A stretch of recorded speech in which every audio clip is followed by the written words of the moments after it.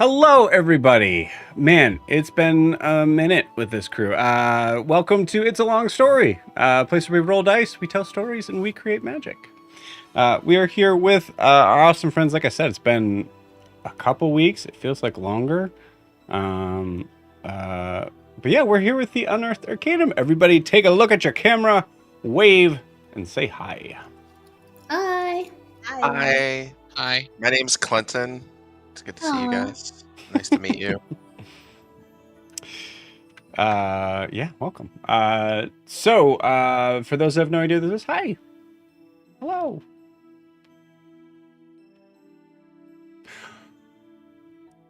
Welcome to It's a Long Story. For those who have no idea who this is, hi, we're a D&D live stream that runs every Monday, Tuesday, Wednesday, Thursday, and Friday. Having 5 parties living, existing, and breathing, for those that do, in the same homebrew world, the wonderful, beautiful world of Astera.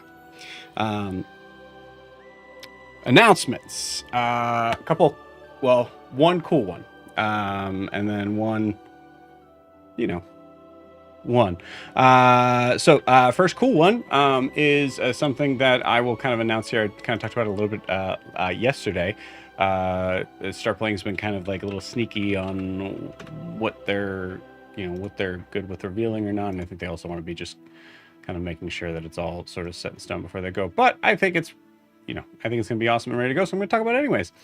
So Start Playing Duck Games, if you're unfamiliar, it is basically where most of us all, if not all, all of us, met in playing games. So it's an awesome resource for anyone who is wanting to play any type of TTRPG game, but don't necessarily have that full in-person group to be able to do that. It's a great resource for that. So you should check it out. Along with that, one of the very many reasons you should be checking it out, starting. They told me the start date on that will be this Monday. Is something that they're incorporating that will be that's called the Bounty Board, which is starting out with the concept of a learn to play D&D type of thing. So instead of how we would normally have it set up, where we've done this in the past, where I've had like games where I'd be like, hey, does anybody want to learn how to play D&D? I'll set this like sort of thing of like, here's a time, here's a time we would all get to meet, based on my availability and all that. Now we're flipping it around.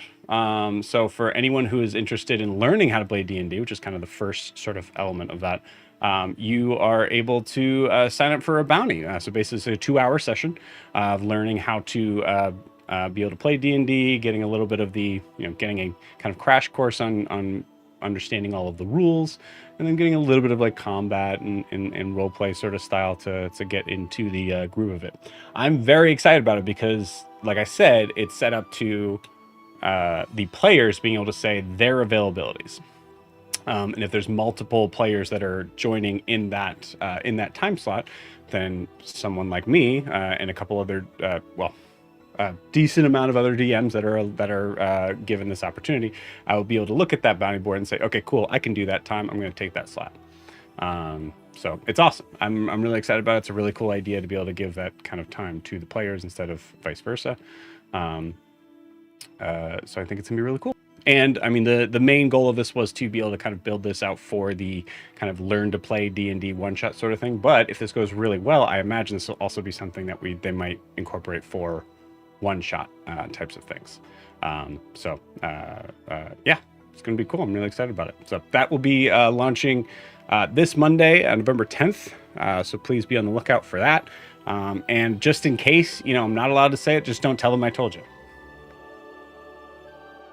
Who's gonna narc? No one. That's a threat. I'm looking at Rachel. I don't know. It's not like we're streaming or anything. Nobody is ever gonna know. Devin, if you're watching this, man, I'm sorry. Also, hey, what's up? Also, this is the face of a narc. Yeah. It's absolutely not. No, I just ran a game last night with Ophelia. That's absolutely still in my mind. Still in mine too. I want it on the record that in real life I use all of my powers for good. fun. You used none of them for good last night. That's what's fun about make-believe. it's a story thing. But yeah, so that's the first announcement. The second announcement is that we will be looking for another player for Brasslight. I'll say for now, we'll just say kind of one of our players is going to be kind of moving on their way out, being very what's the word? Kind with their time in that transition, as we are going to be trying to find a new player. So if you're interested in joining the Brasslight, let me know. With me and Kiki. Yeah, you play with. Sorry, these two. Yeah. So please feel free to check that out. One of the ways to be able to get in contact with me, if you're watching this on YouTube, it will be kind of in the description below. startplaying.game/gm/it's a long story. Feel free to message me on there. We'll be putting out some stuff on TikTok and Instagram pretty soon. So yeah, that is about that. Yeah, I think that's it. Yeah, so let me know. We also a message I'm going to say for all the players for the next week or so. I am jumping back into the seat of trying to get some template sort of stuff, so it's not going to be taking up all my time. But building up some timestamp sort of little videos for Instagram and TikTok for things that have happened in our session. So this is a kind of an invite for any moments that you notice on there. Please put in the timestamps in our Discord. So also, Hannah, thank you for that last one. That was perfect. Loved it. That was you, yeah. You put that in. I'm pretty sure. Am I making that up? Fuck if I know. Yeah, I think it was you. Oh, cool. Said like Nav breaking my heart over here, right? Wasn't that you? Yeah, for sure. Because it was a good speech by now. It was great. It was really good. Also, it was a really good speech.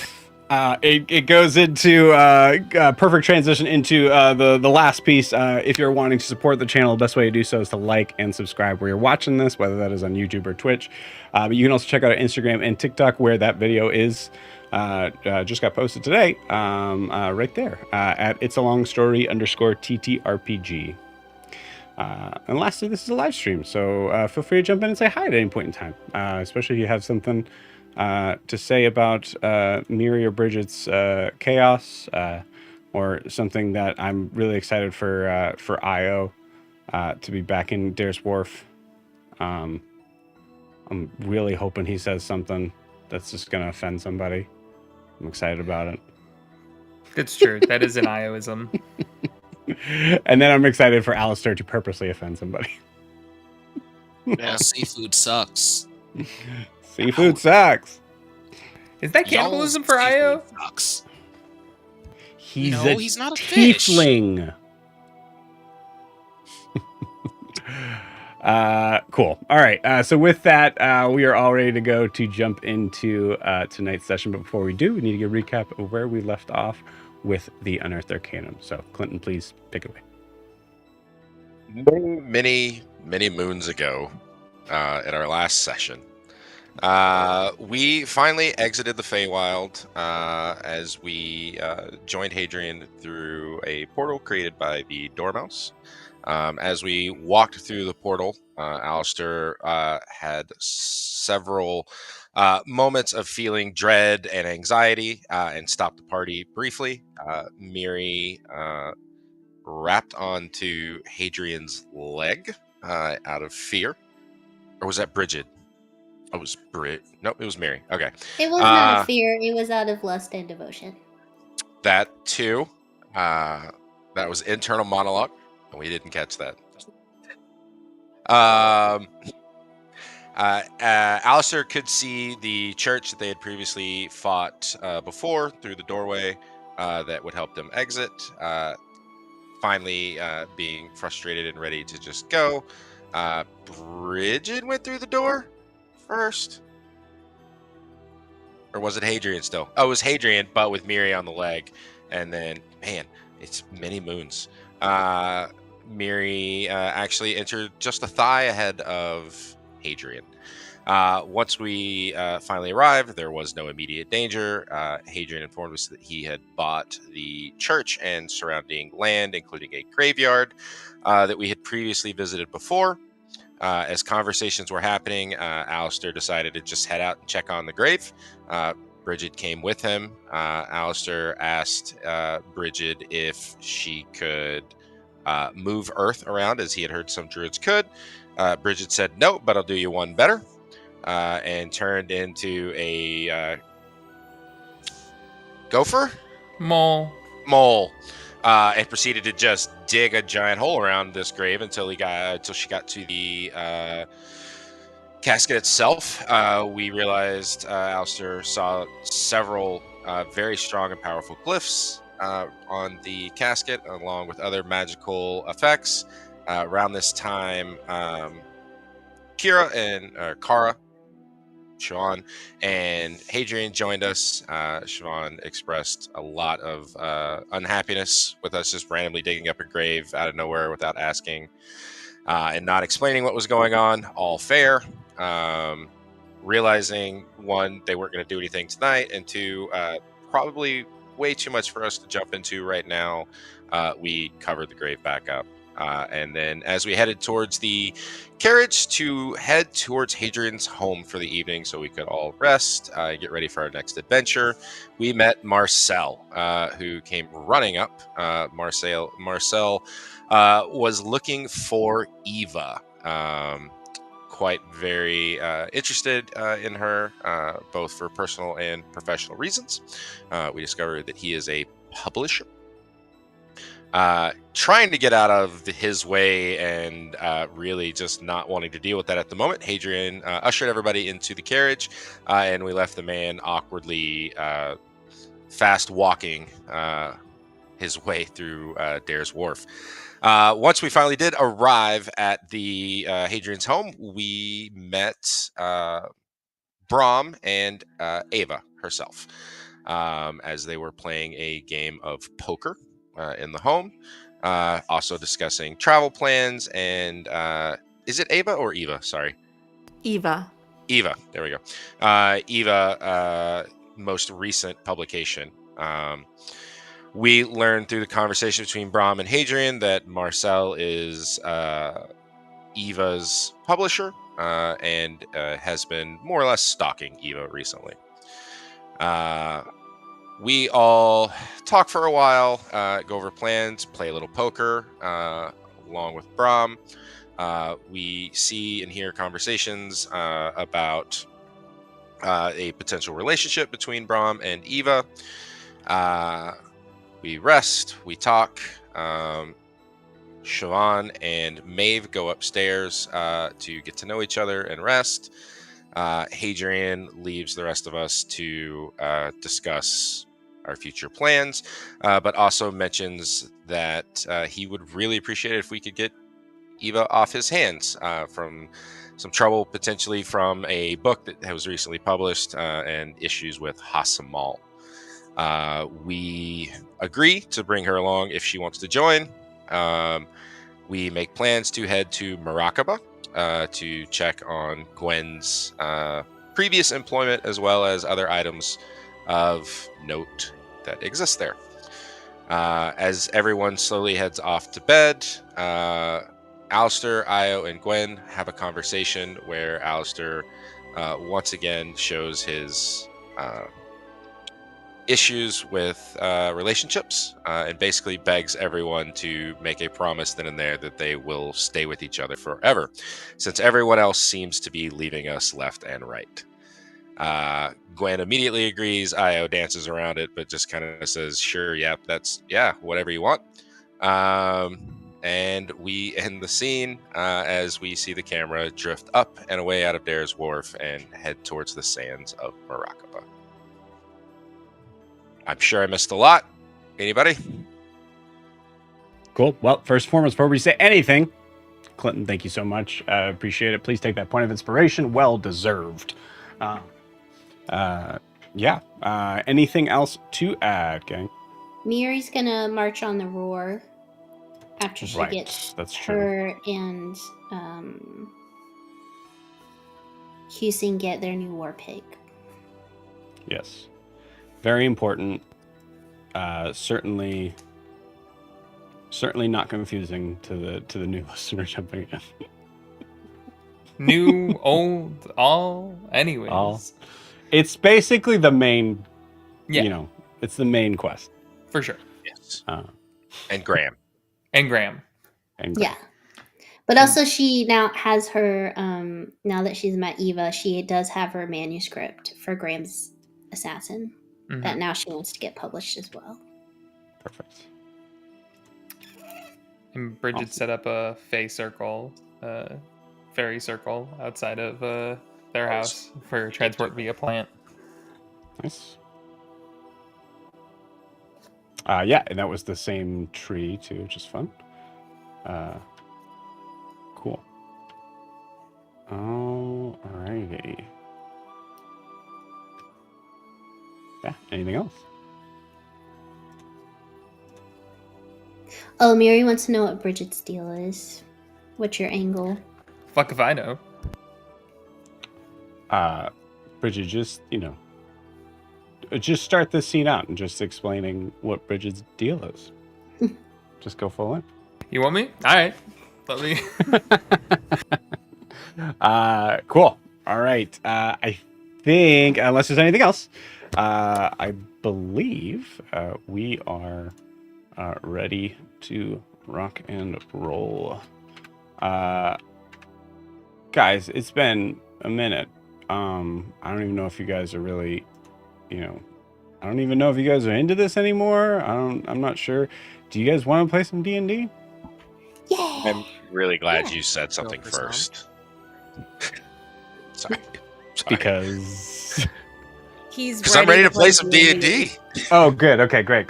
Cool. I was worried. Awesome. Well, let's do it.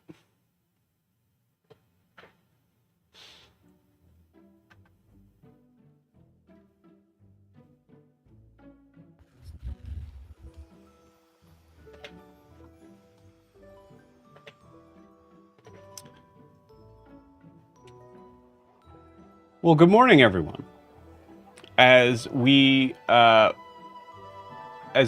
line the halls of the Valon Manor with the deep red, lush carpet that is moving forward through the hallways, we see the beautiful sort of architecture of the molding along the sides for each door frame. There are chandeliers, kind of smaller ones, that are clearly visible about every 15 feet, just to the point where it's a little too close.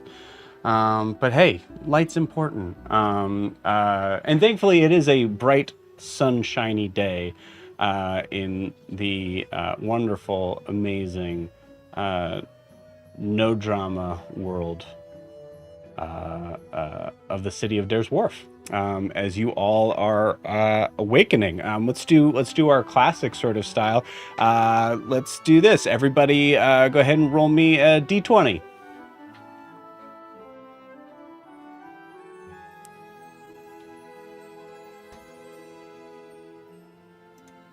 So I got a natural 1 for Kara, and I got a 3 for Eva. Okay. Interesting. 18. I got a 10. I got 13. 8. I got a 19. Gwen got the 13. Is that right? No, I did. Miri. Okay, Miri got 13. Gwen got an 8. And Bridget got a 19. What did Alistair get? Oh, wait. 18. Okay. But, yeah. A nat 20. Incredible. In the meantime, You know what? Actually, we got a little bit of time before I have to worry about that, so we'll wait until later on it.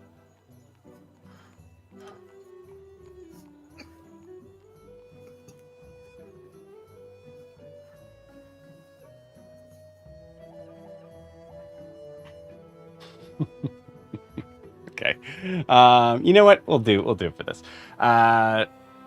Eva, I would like you, so that I can keep this sort of set in mind, considering your this is in line with your new stat block.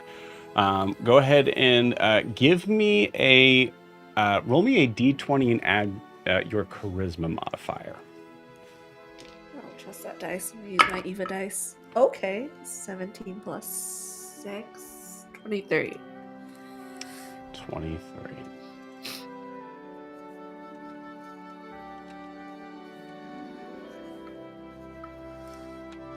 Incredible. Bridget, first off, I think, with the idea of how we know our sort of strange druid friend, or more importantly, don't know our strange druid friend, did Bridget spend the night indoors or outdoors last night? She was in the tree. Beautiful. Awesome. For sure. Cool. So Bridget, as you awaken, you are noticing, first off, the air here is it's a little cooler, it's a little crisper, and it's a little less forgiving than what you've noticed in the Feywild. Like usually in the Feywild, most of the air around is kind of aware that you're waking up, so they usually try to give you a little bit of time before affecting your skin and your bones so much. But here, the air just doesn't seem to care for whatever reason. I got eczema. But giving the general sort of vibe around your tree, you are actually very close to one of the high walls that is separating the heights, the higher sort of rich area of Dair's Wharf that falls further on into the general sort of midtown area. So that is to your west and to your south a little bit, so west and southwest, and then you, for the most part, on the other side, you just have the entire large Valon mansion. Is this tree tall enough that I could climb up and poke my head out and watch people? And people watch? Yeah, I would say so. Like at the very, very sort of top, you can kind of look down into it. You're only able to see like past the sort of like sidewalk and then like opposite buildings. You're not able to see the street below, but yeah, you're able to see a little bit of it. I think that's kind of what she's doing, is she's just curious about this new world and what all it has to offer, and also how people act in it, and relating back to the book she's read, and like, okay, which book is the closest that I need to like use as a baseline for how to act here. Okay, cool. Go ahead and roll me a we'll call it an insight check.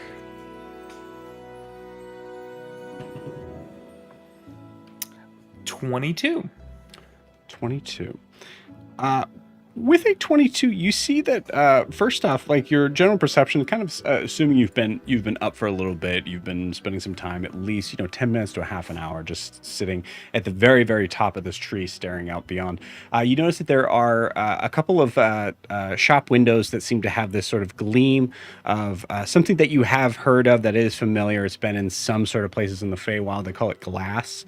That has this weird sort of way of blocking in air but not light, and you notice that there are a couple of those windows that seem to be showcasing some very interesting looking dresses. One sort of shop on the corner gives this sort of vibe of something that it's something that I think for Bridget seeing this clothing on display might give the sense of maybe people don't wear a lot of clothes around here. Yeah, I think she'll look out and see that and be like, maybe people like to be in the nude, and I'm gonna be me. I'm not gonna be that. Yeah. I won't yuck their yum, but like, Yeah. Did you? I think there's also a bit of her that has envy, seeing Okay. that they have that, because there's like this thing of like, oh, you have so much clothing that you can just put it on display as well. Put it on display. Yeah. Why would you? Yeah. There's also. Did you? How quickly would you say that you went to sleep the night before?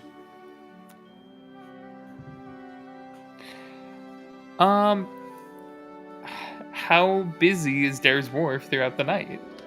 Very. Probably not quickly then, because she's used Okay. to a very quiet area and is like, why are there so many noises?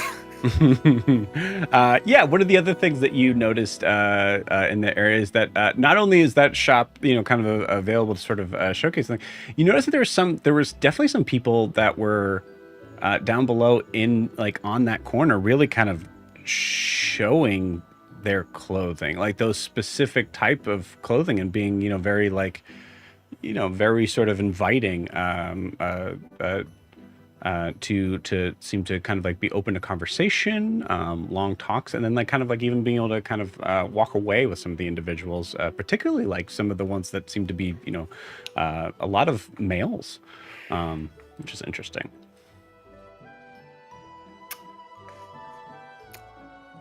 Yeah. She's looking at that. She's like, oh, okay. So there's like something about like women that like there's something about like if you talk to men long enough, you can get them to go to a secondary location. This is the takeaway.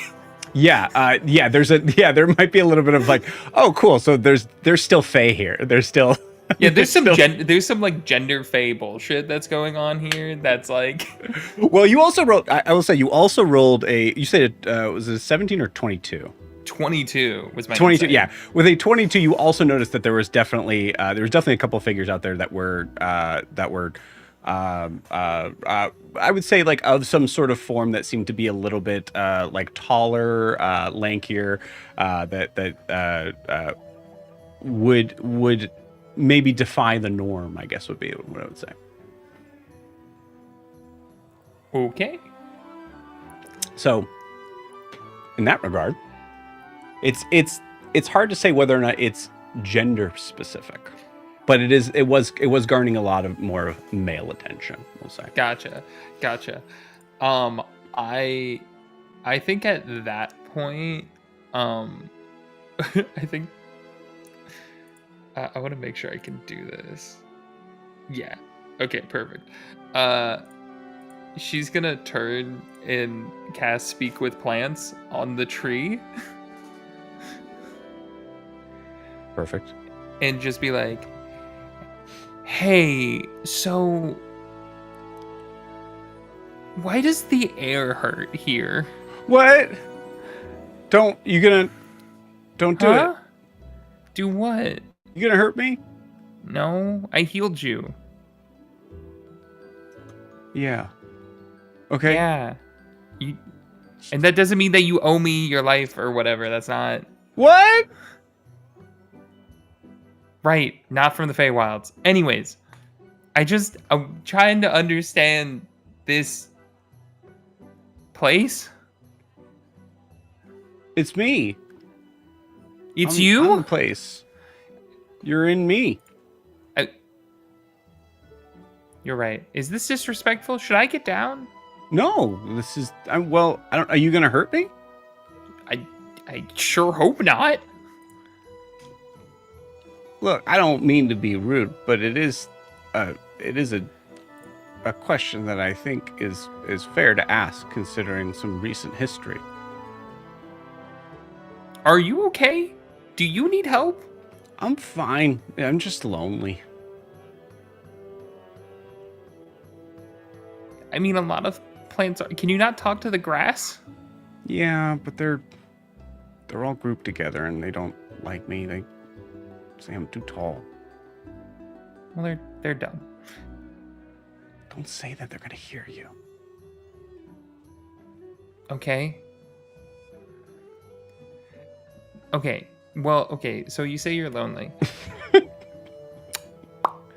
I could do that for another hour. Yeah. I'm afraid they're gonna climb up on me. Okay, I'm done. Okay. It's the moss. Yeah. Do you want me to like bring a leaf with me, or like a nut or a seed or something? Like I could like travel, and then like you could like. Would that work? Yeah. He starts looking around for one. Yeah. Just do this one. And shakes all of its branches.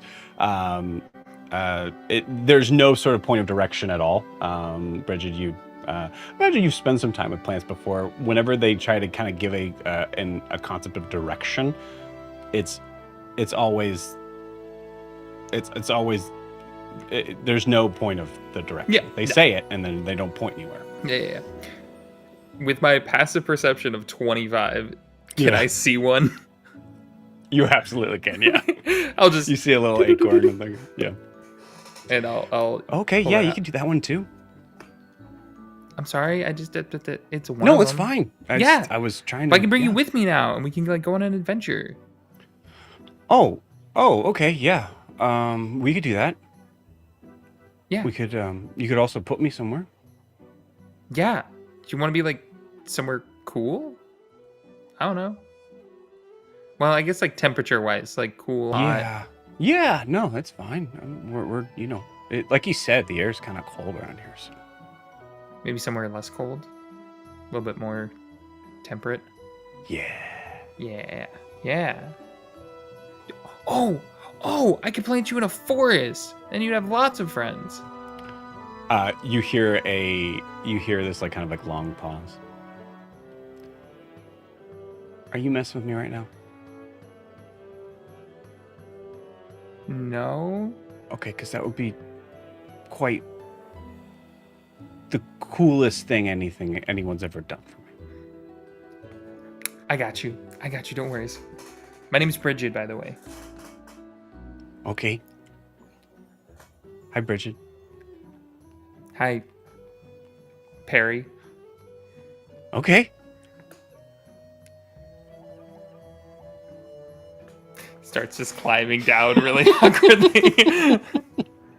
This started from a conversation of why is the air so cold?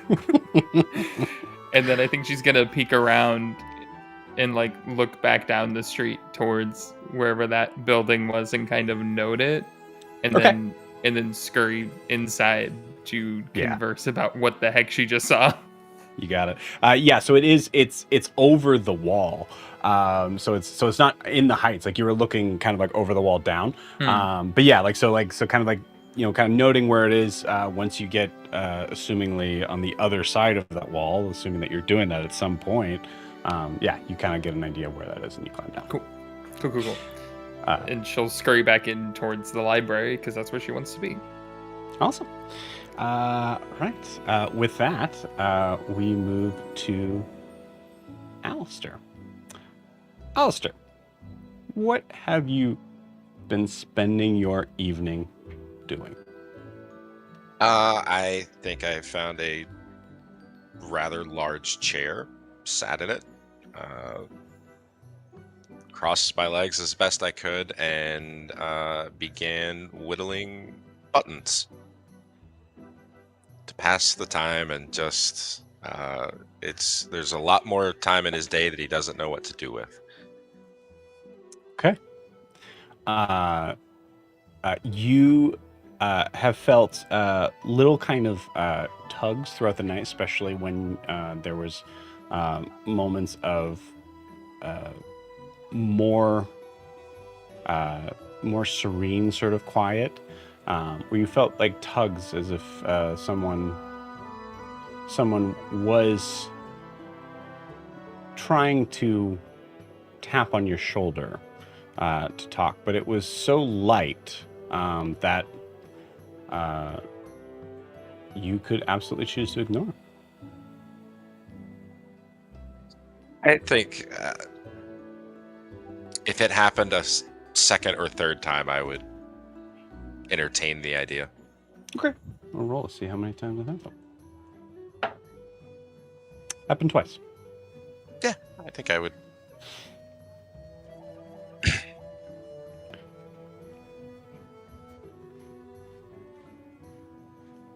There are better ways to handle your rest.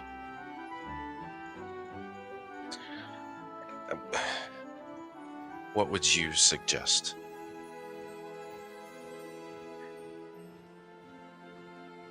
Getting a lay of the land, knowing specifics of where you are, where you could be, would be useful. Roll me an insight check if you'd like.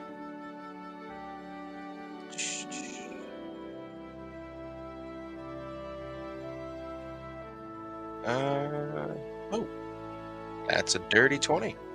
Nice. Nice. Cool. I'll roll just in case. I can test that. Nope. All right, great. A couple things. One, during the night, you did seem to probably notice that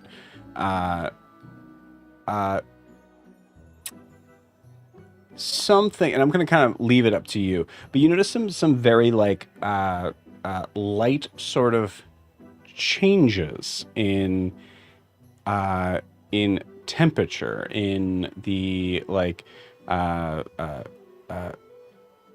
the sort of like the condensation of the air that's even around you outside your window.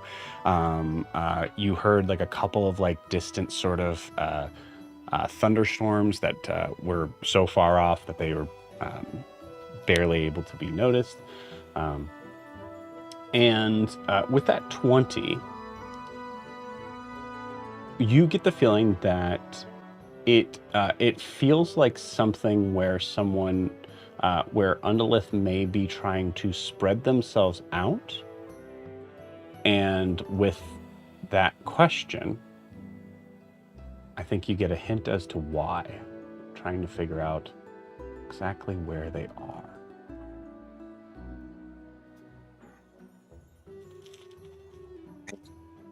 Feel pretty certain that I'm right where I'm supposed to be. But it feels like you aren't quite sure yet.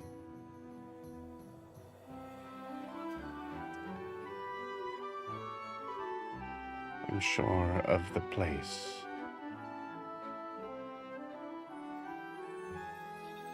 Just not.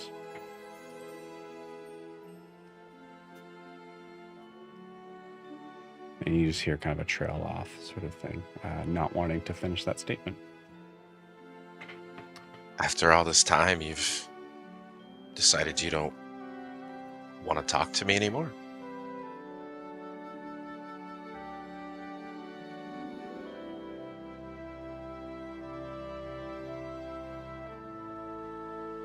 I don't think you get a response.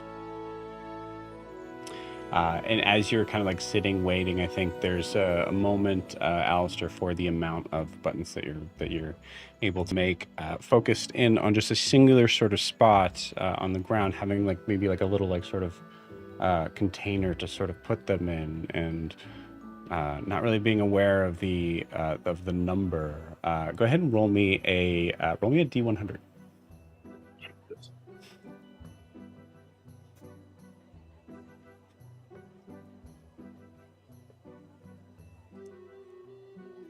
That's a 3. That's a 3.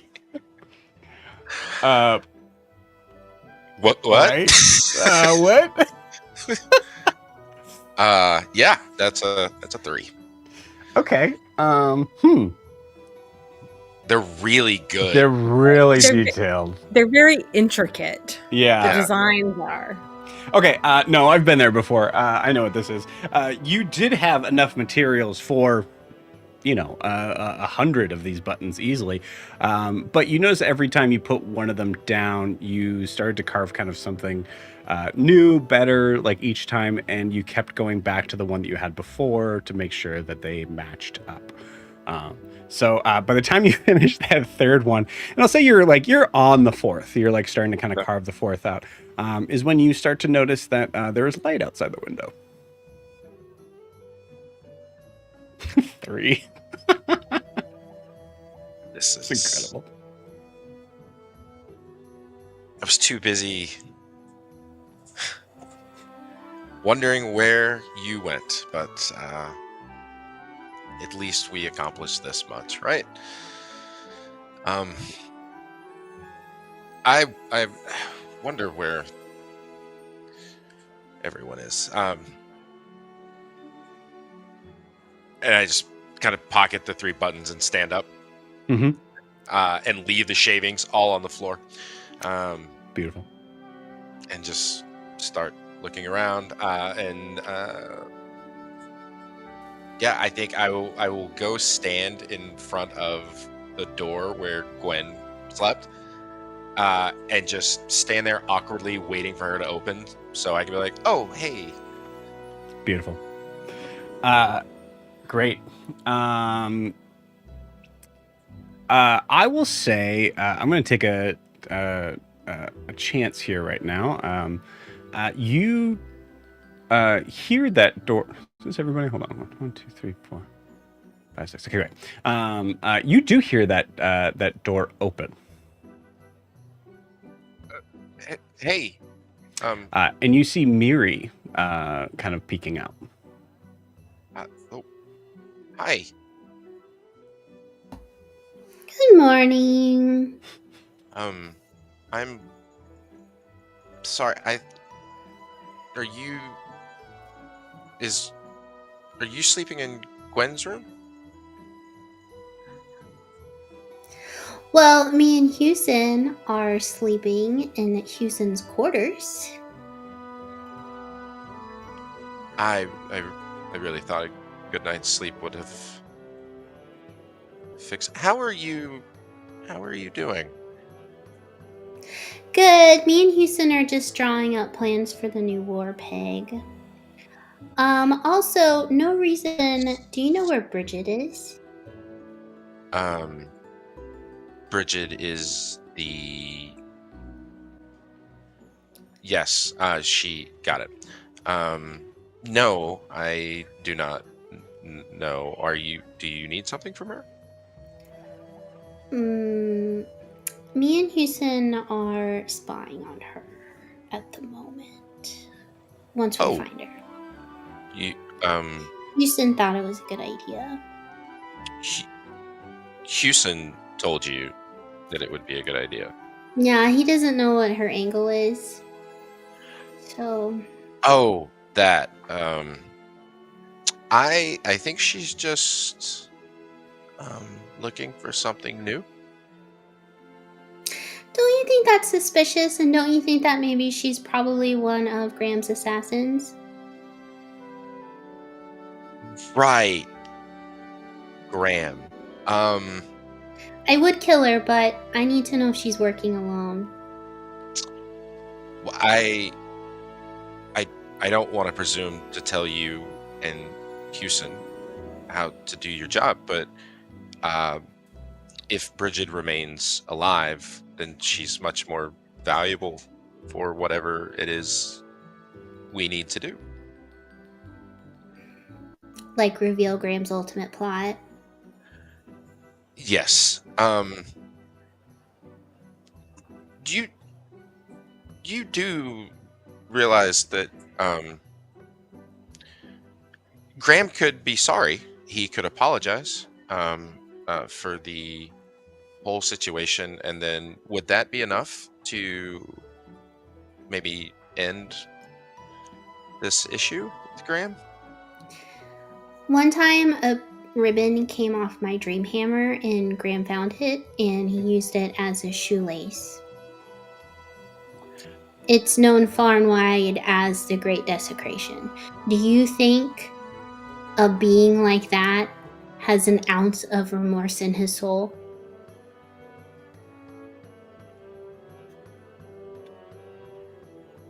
But does he still have the shoes? Because then we could recover the ribbon. No, I set those on fire long ago.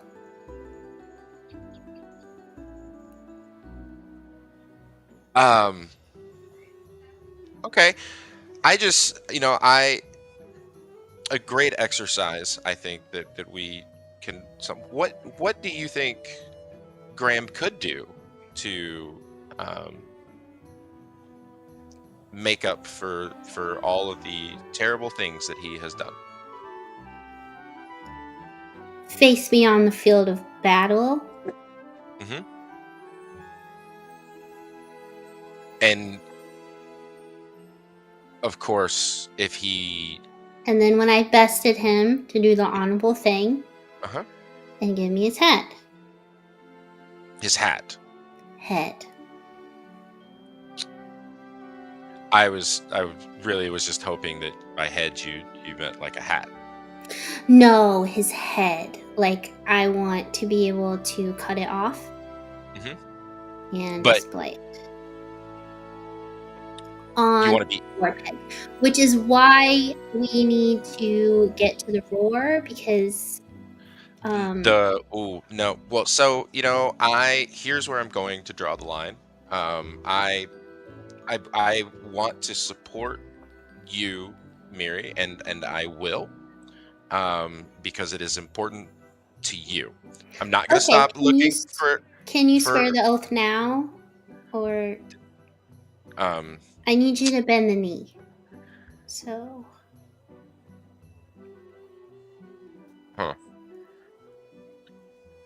So, just to me and Houston.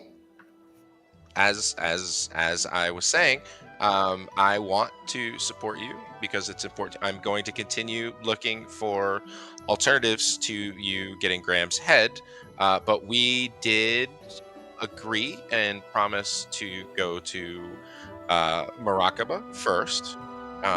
So, can we at least curtail the roar and Graham until then?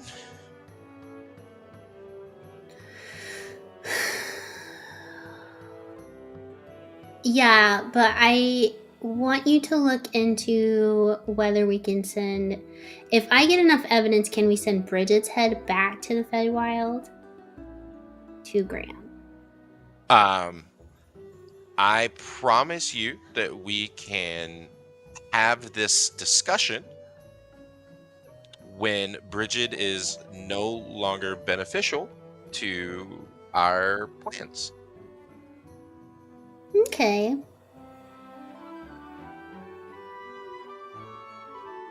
And then so we agree that at least for now we're just gonna move forward with everyone staying alive. Everyone being Graham and Bridget, and we're not gonna go to the roar. Actually, if you remember, Hadrian specifically wanted us to bring Eva with us to take us farther away from Hassamal. Yeah, I didn't agree to any of that. So let's just put a pin in it, and I'll just go find Bridget. Okay. Real quick, sure. Putting a pin in it though means nothing changes from the way it is right now. Yeah. Shake on it. You can. Houston, can you shake? No. I with you, Miri. I trust Houston. I also trust Houston implicitly. So go ahead, shake. So I shake Miri's hand or Houston's hand, and we all agree. It's a deal. Houston, stop, Houston! I swear to you, Houston is the same size as you, so you were not the same as no. Please.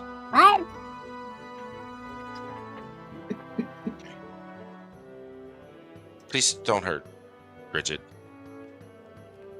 I'm not going to. I just told you I need to figure out if she's working alone.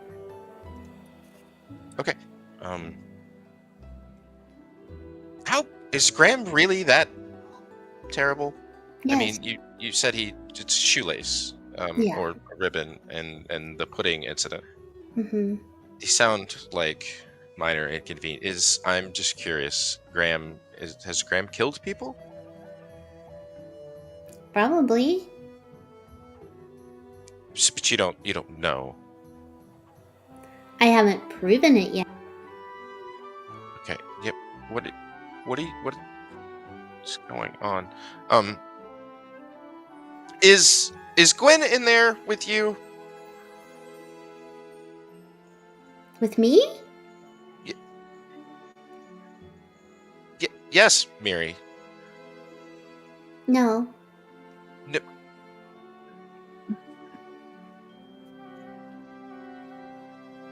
Bridget slept outside last night. Okay. I'm gonna turn and Bye. walk down the hall. Incredible. Cool. As you do, Alistair, roll me a. You still have your cane, correct? Yes. Awesome. What are you doing with it? I think he's just carrying it. I think he's got a little higher grip on it, and he kind of shambles as he walks. Awesome. Okay. Go ahead and give me a sleight of hand check, if you would. Also, Miri, if you can check your Discord. That's a 4.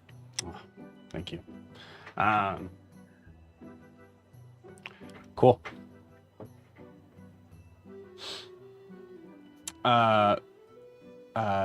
Where should we be just like a yay or nay on that? Yep, cool, awesome. What are the things that you did notice, Alistair, that you didn't address because one, it's Miri, and you just wouldn't feel like you get really a straight answer anyways. But you notice that Miri looked a little weirdly different this morning. There were, thankfully it looks like maybe the hair is sort of starting to grow back. Albeit in like sort of like kind of like weird sort of tufts, starting kind of like mostly from her neck and her arms. But you also noticed something that was really interesting that seemed to like probably distract you even as you were talking to her. As you saw the antlers that she had these like little sort of budding pink roses on them. And as she was talking, you'd see them like kind of like pretty much just like fully open up. And then by the end of the conversation, you saw one fully open up and then fully wilt away to fall to the ground. Reach over and try and pick it up. Yeah. As you pick it up, cool. You notice it is, I would say, in your hands, Alistair, the feeling that you have is that rose petals have an incredibly sort of like, sensitive sort of velvet kind of touch to them. This is like an extreme sort of version of that I would say, given the sleight of hand check that you gave, that you just gave me, it's safe to assume that they're just straight up material roses. When has this always been a thing for you?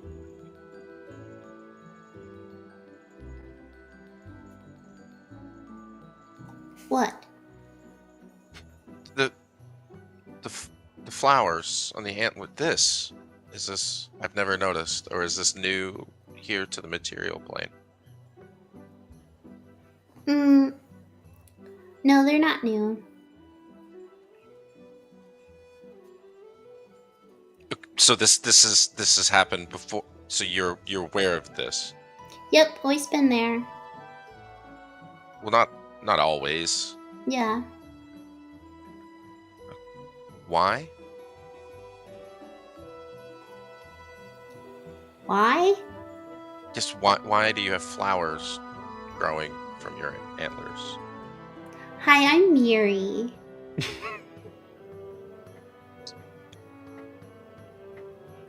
Yes, you are. Alistair, I'm Miri. Here's what did you do to Gwen's familiar? I understand you're Miri. What is the stop it? What can he eat them? Is that okay? Is Yeah. it okay? It's his favorite food. It's no.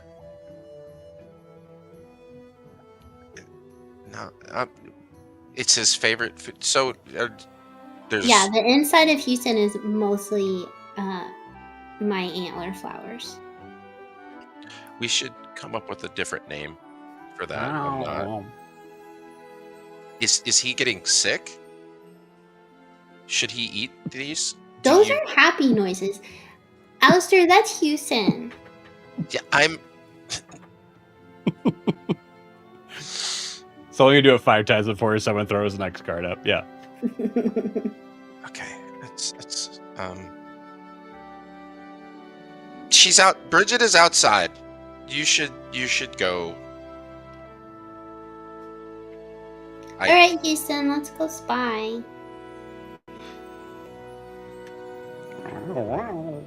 Gwen is gonna kill you. Gwen would never kill Houston. You see right in the hallway just a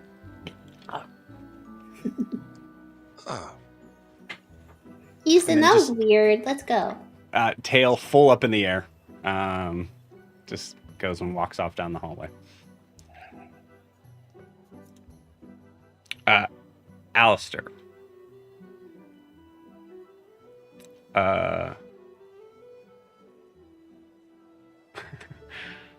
Okay. Question for Gwen. Is Gwen actually in her room?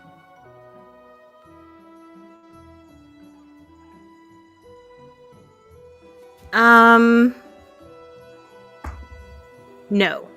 Great. She is not. Awesome. So, Alistair, you do kind of like, I just imagine that you do kind of like peek behind the door a little bit and you see that, yeah, for sure, Gwen is not in her room.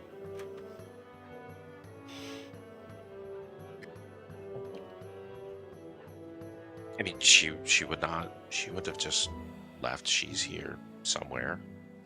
Houston's still here, and she's probably with Io. Io probably needed something. And they just went to sleep. I will go to Io's room or to his door, and bang a little too loudly. And I got you. Cool. So remember that sleight of hand check that you made? Mm-hmm. Wasn't for that. Io, give me a perception check. Oh, that's not bad. That is a proletariat 20. That's not the sound I want. Let's do this one. Okay, cool. With a 20. Io, you are back on the material plane. Go ahead and give me a Constitution saving throw, actually. Right. Oh, wow, that's nasty.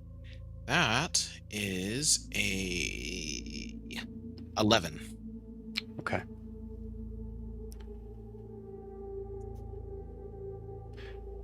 It was an interesting night.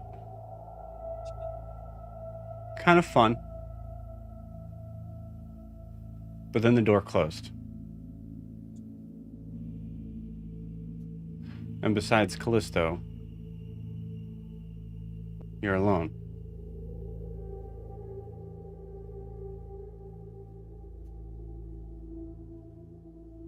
The thoughts that may have been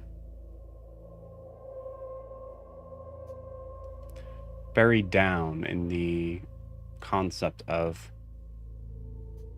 well, the Io of tomorrow is going to have to deal with that. Tomorrow's here.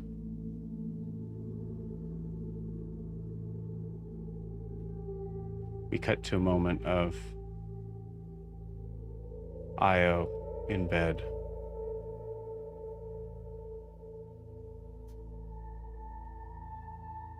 Seemingly asleep, but very active, tossing, turning, face grimacing.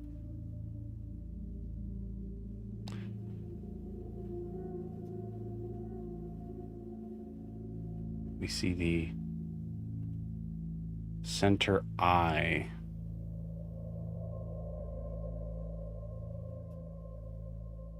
that in the middle of the night, maybe absentmindedly, you took off the cap or the bandana that was covering it because you were so uncomfortable and sweaty, and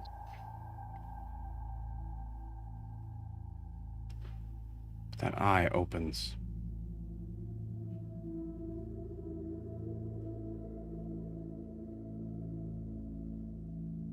And with that comes more tossing and turning.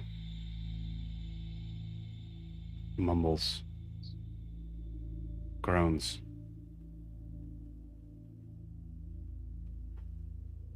Who knows what Io is actually experiencing in this sleep.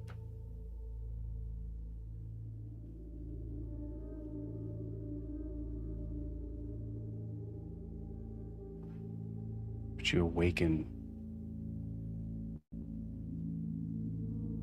to the sound of a loud, abrupt, heavy knock at your door.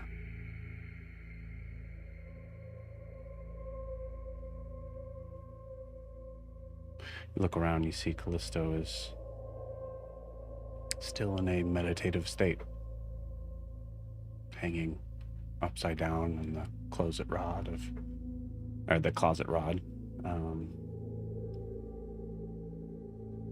motionless. Leaving just the bed, the carpet, and the door.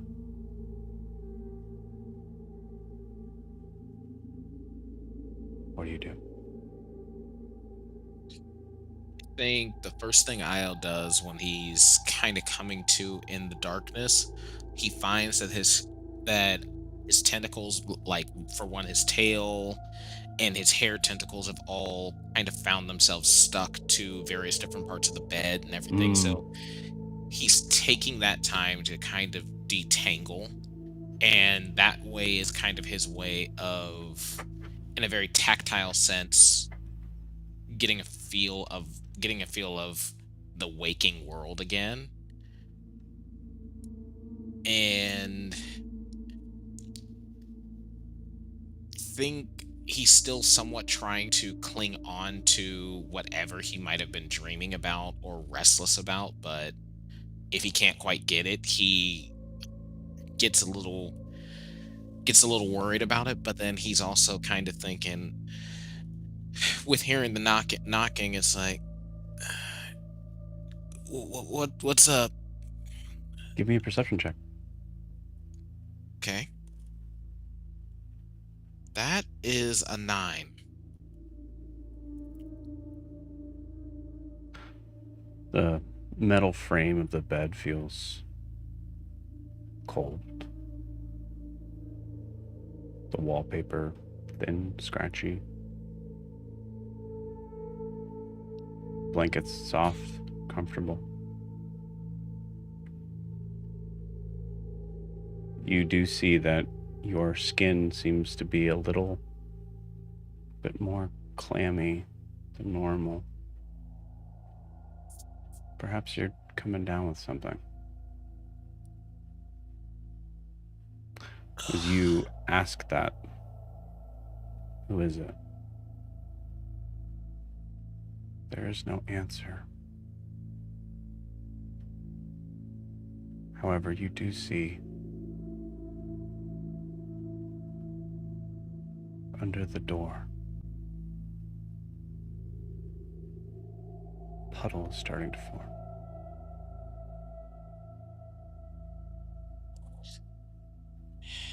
Damn, I thought I had that figured out. I Under know the door, you, under the front door, like away from you. like it's been draining away from me, or like there's a different person. Oh. I think with him clocking that, he's like, all right. You did say they was gonna be coming for me, Grooney. I told you I remembered. And I think he just shouts, all right, let's do this. You want it? Come get it. And he has his palms ready, mouths agape as he's readying some Eldritch Blasts. Okay.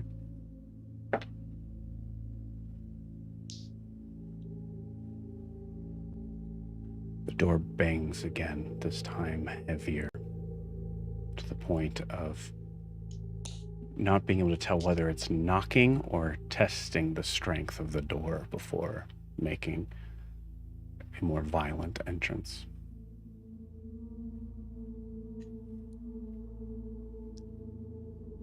If we gonna do this, let's do it. I ain't got all day.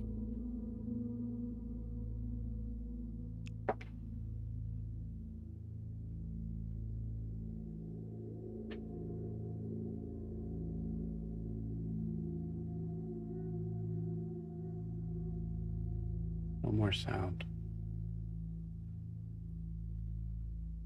But one thing you do notice is that the carpet that was starting to become wet, extending out towards you, continuing to sort of almost pour in under the door frame, has suddenly stopped. And Io, you're not the only one in this house.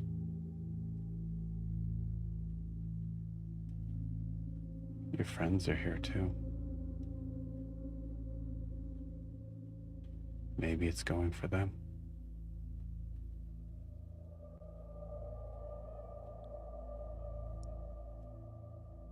Okay.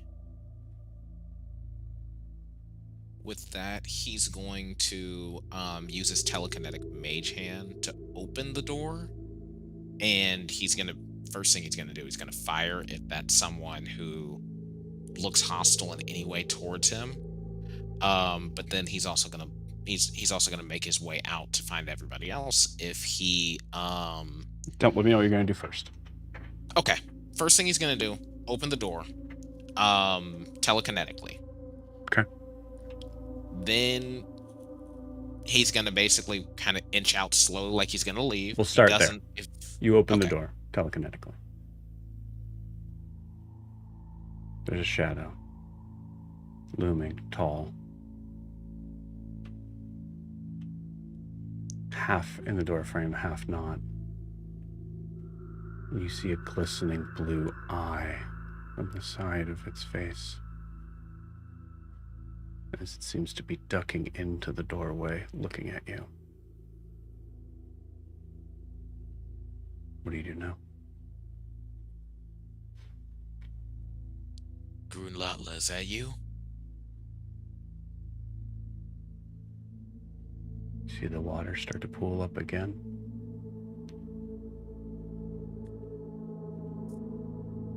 You see a clawed hand reach up underneath the awning of the door frame, and you can see the condensation wet as it is gripping the door frame, about to pull itself in. What do you do? Eldritch Blast, firing 3 blasts at it. You got it. As you do, go ahead and give me another perception check. That's a 16.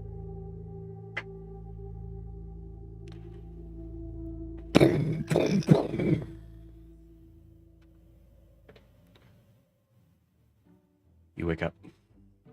there is 3 singed holes in the ceiling. Alistair, you just heard this.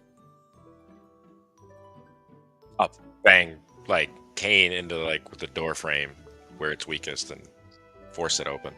Okay, you got it. Go ahead and give me an athletics check.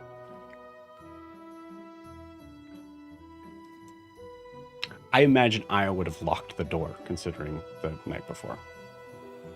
Mm-hmm. Yeah. Okay. With a 3, you hear that bang one more time, and Io, you're kind of lost in thought a little bit as you realize that you're still in a dream state. And there's burn marks on the ceiling, but you're still also hearing that sound outside the door. Yeah, he's going to commando roll and not even thinking, just hearing those. I think he's still in that mindset, and I think he's just going to fire off some more shots At the door? At the door. Yeah. Okay. You got it. Roll me. You're definitely going to hit. Go ahead and roll me the damage individually. Okay. I am so sorry, Hadrian. I am so sorry, Hadrian. I am so sorry, Hadrian. Okay, wrong guy. Why are you Okay. apologizing to Hadrian? Aren't you about to hit Alistair? It's Hadrian's house. It's Hadrian's house. We know we're going to He's do rich damage enough. to that. I don't know if we're going to do how much damage I'm doing to Alistair. Priorities. I see how it is. Wow, Kara got so used to that lifestyle. All of a sudden. Anyway, that is that's a 9. Okay. A 9. Okay. So 2 9s, and then a 13.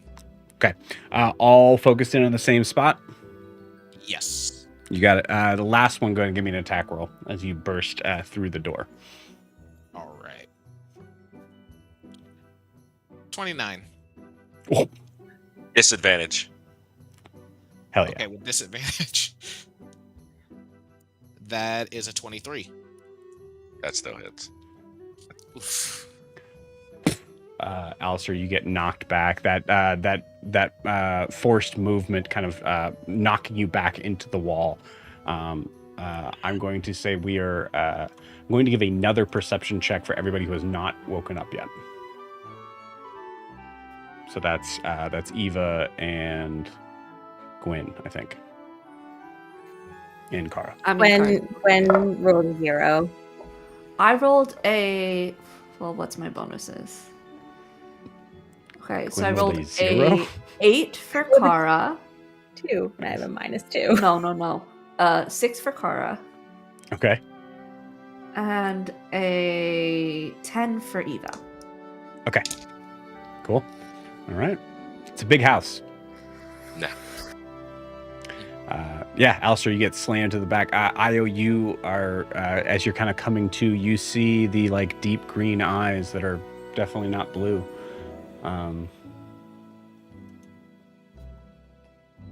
As you come to your senses, I think. And then he dashes out of the bedroom to Alistair and sets upon him and is like, I'm sorry. You were Are you okay? Are you okay? Are you alone? Is everything fine? Is Gwen with you? No. I guess I was asleep. They're You were coming. you were asleep? The one under it. It's coming. It's coming. What's coming? One of me. Someone who shares my same curse. And he points to the book when he says cursed. Okay. Yeah, Alistair, you see him just kind of pointing in the room. Or, no, you think it's... do you think you probably have it attached to you even while you're sleeping? Yeah, I think it's one of those things Horrible. where he's Horrible. I love it. How do you get any sleep? Love compartmentalized, man. Compartmentalized. We're listen. You're fine.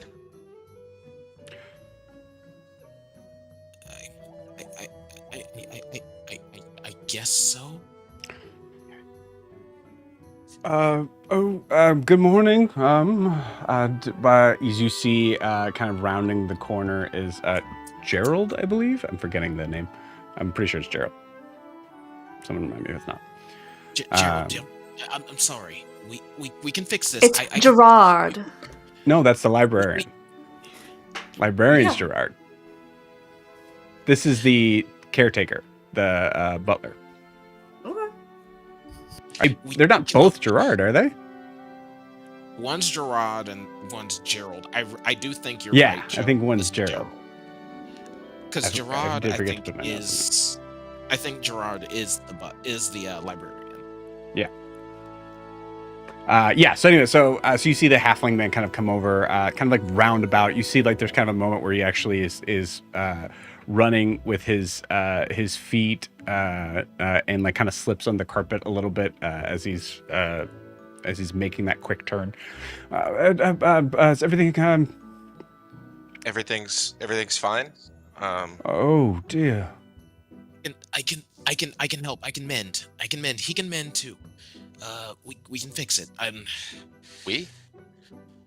You blew me you- back into a wall. I'm sorry. I'm so sorry.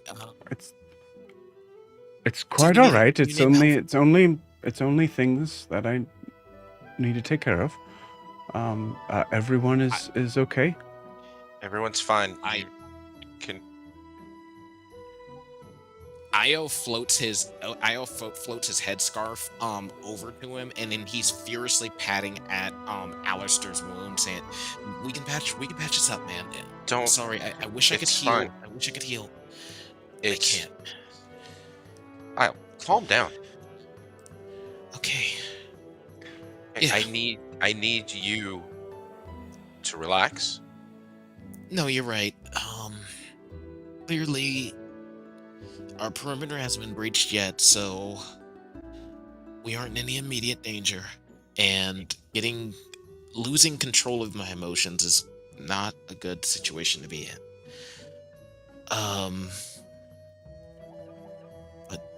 Okay, so if I get this right, you believe that someone is coming after you, correct?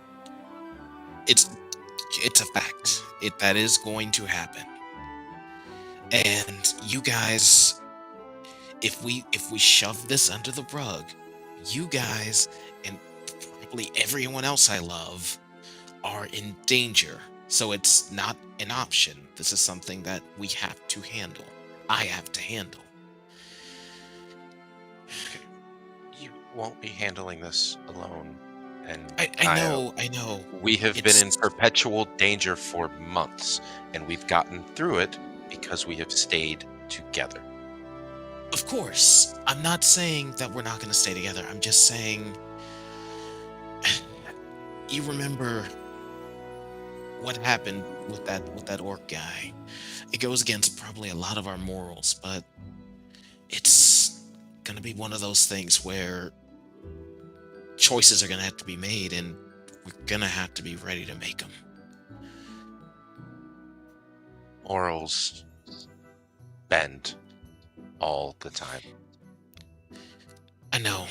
We should still have some kind of convictions, though. And think I we know have you- our convictions. And I know you're stalwart in yours. You are. This ain't going to be something that's going to be easy to sell everybody on. What do you? Hell, I don't even know how. Honestly, I'm praying to Frida every day that these other people are monsters. It'll make what might need to be done easier.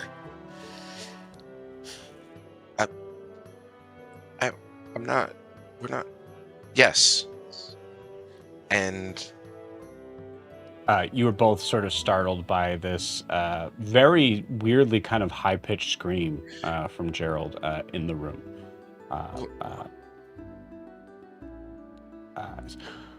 I'm sorry, I didn't. I can mend it. I can mend it. There's a hole in the doorway that you're able to kind of look through, Alice, and you see that you're not sure. Gerald is facing a side direction. So whatever, there must be some other sort of damage or something that's going on. Io, if you're looking in that direction, you know that is where Callisto is hanging upside down in the closet. Gerald, I thought you said you were alone. Stop. That's what it looks like you might be staring at.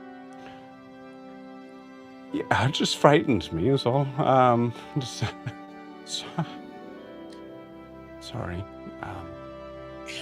Yeah, Perhaps I'll come back later. I'll just I'll make sure that I set a time in my day for a couple hours to make sure that I'm able to fix up everything here.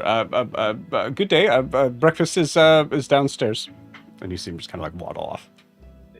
Cheers. Great, thanks. Listen, we're going to help you, and we're going to figure this out. And I can absolutely assure you with an astonishing amount of certainty that you're going to be okay. I need you to be okay, and I will give more than I've already given to ensure that happens. He pulls him into a hug, and he does tell him, he's like, that does mean a lot to me, man. You've lost so much because of me. At times it even feels like you might have even lost a piece of yourself in all of this, but I hate the fact that I'm putting you guys in this predicament. Honestly.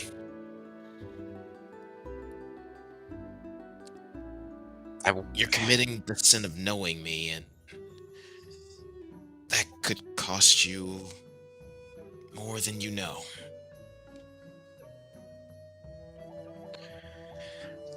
Same could be said for anyone we meet, Io, but I can assure you that I make a choice to be near you. I make a choice every day to have you close. You are, without a doubt, one of the most important people in my life, and I intend to see that you make it to a successful end where everything works out for you. Yeah, love you too, man. Love you too. Do you happen to know where Gwen is? I'd assume wherever she went to bed. Right. I've already ran into Miri this morning, so a no would have worked. Sorry, I'm still piecing together everything. It was I guess it was a deeper sleep than I thought, so didn't mean to say anything out of pocket. It's just trying to be frank, I guess. Yeah. Listen, don't try to kill me again, Io. We take the scene from there as it seems to kind of push further down the hallway. The camera literally kind of focusing and sort of trying to look for Gwen. Where does the camera eventually find Gwen? Gwen has been up for a while. She did not sleep a lot. She has been up getting ready to leave. She's got lists of everything we need. She has several different routes planned from different maps that she's found, maybe in Hadrian's library, maybe in her own. I think she tried to sleep, couldn't, got up, worked, and slept in the library in like little cat nap sort of situations through the night. So I think you'd find her coming out of the library looking put together physically. Okay. Huh. She spent some time in those very nice bathtubs. That's interesting. Okay. But she's dressed for travel. Okay. So you're coming out of the library? Yes. Yeah. All right. And she's going to look at them and say, finally, I've been waiting. You ready to go? It's barely dawn. Cool. All right. I got this. Cool. I'm going to message you something, Jess. Cool.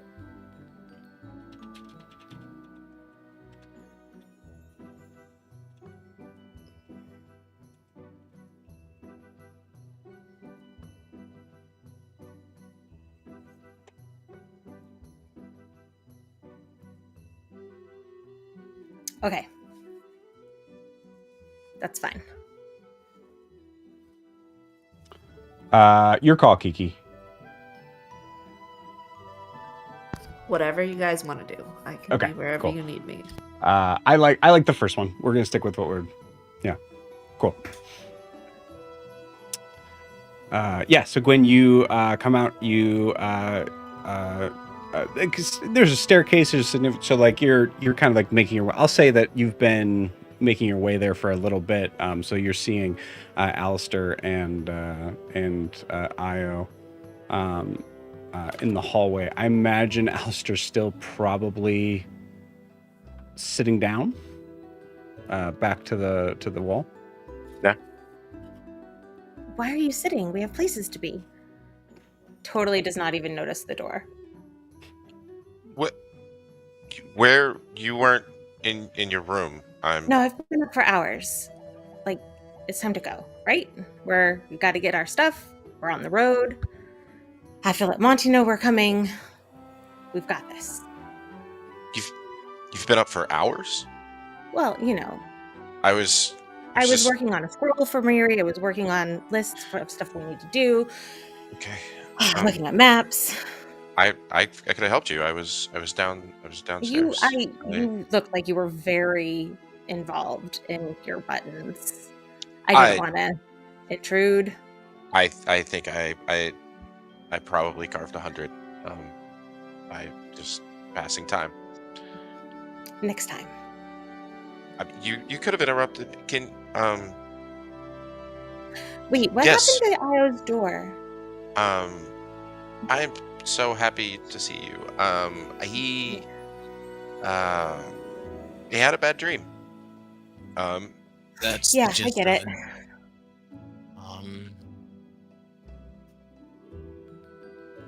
Yeah. Right now, You want to? Gwen, Alistair, pause just for a second. I'm doing this for me as well. Look into my eyes. Look into each other's eyes. Let's all look into each other's eyes. Just a reminder, Io, this is your meditation. headband is off. Yeah. Oh yeah, Which I know. eye? This is Cool. meditation is going to be hard. just look into the same eyes that are in the same position that your eyes are on your own face, and we're taking a moment to make sure we're present. And we're You living in the graduated moment. from one of the most prestigious universities in the world, Io. These grounding exercises didn't work when there weren't 1,200 I eyes know. looking at me, Io. I know. He puts his hand on both of their shoulders, and he's just saying, Guys, the world is coming at us a mile a minute, and the three of us all have a problem with tabling the uncomfortable feelings. I want us to sit in those if those are present, and at least acknowledge if you're going through something. Just acknowledge that. Io, I'm pretty sure we all know things are fucked. But okay. Just like Al just told me, we're here together in this moment. But yeah, we do have a lot of things to go with. Part of the nightmare I was having is we are probably going to have to kill another Footwater Warlock at some point. Footwater Hate that. Warlock. Hate that. Very. I don't. Can we workshop that, Io? We do need to figure out a much more imposing, menacing name, because I was telling Al, I really hope the next one is just like the worst type of evil person, so I don't have to feel any kind of remorse. Listen, there Footwater are Warlock is not exactly threatening.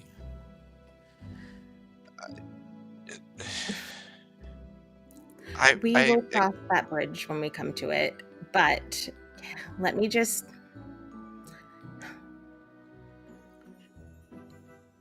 If it comes to it, Io, it is going to be a choice between you or them, and I am always going to choose you. Also our loved ones, most likely. On that note, I want you guys to work through whatever you guys are working through. We're working. I care about you both, and don't let it go. Io, how's Eris? I mean, I haven't heard. Yeah, anything that's just what I yet, thought. Let's go get breakfast. And wait! Wait a minute! Do not deflect. You see the camera start to kind of like shift out, and you see Io's like will is specifically trying to keep it centered. I just we're not. The best we can do right now is just take it as it comes. Right? I mean, we can plan for all the possibilities. I'm not concerned for anyone that comes after you, or Gwen, or anyone. We can handle that. We have done a lot that no one else could do. I think we're fine, and we will do it together. Together. Right, together. And you should contact Eris. Has anyone seen my cat? Doing that. You see the camera start to kind of pan away a little bit. Still, again, like occasionally sort of like kind of like jittering of like, wait, is there another? Okay. All right. It starts to kind of pull down the hallway. And then instead of actually like moving to the next sort of part of the room, we actually see it start to kind of fizzle out, as if the edges start to get a little bit sort of, the edges start to get brighter, like starting out from this deep sort of brown into this tan sort of almost smoke coming in, like a memory of something, and it seems to kind of envelop the entire screen as the scene comes back in, and we see a large,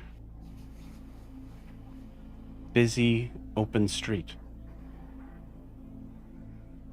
Cobblestones lining all the way down. We see that there are figures that are holding something in their hands. A couple of them being like younger forms of tieflings and elves and whatnot, and they're all kind of like looking at each other, sort of giddily being excited about something that they're waiting in line for. And the camera seems to kind of zoom into a to this sort of strange kind of somewhat familiar library, but it's extended, it's bigger, it's further. And we see that the line seems to move on all the way down to showcasing a figure that is at the very end, that is hosting some sort of book signing. In the far corner of the room, as the camera kind of starts to slowly sort of turn, we see Eva. Quill just in hand, on lips, thinking.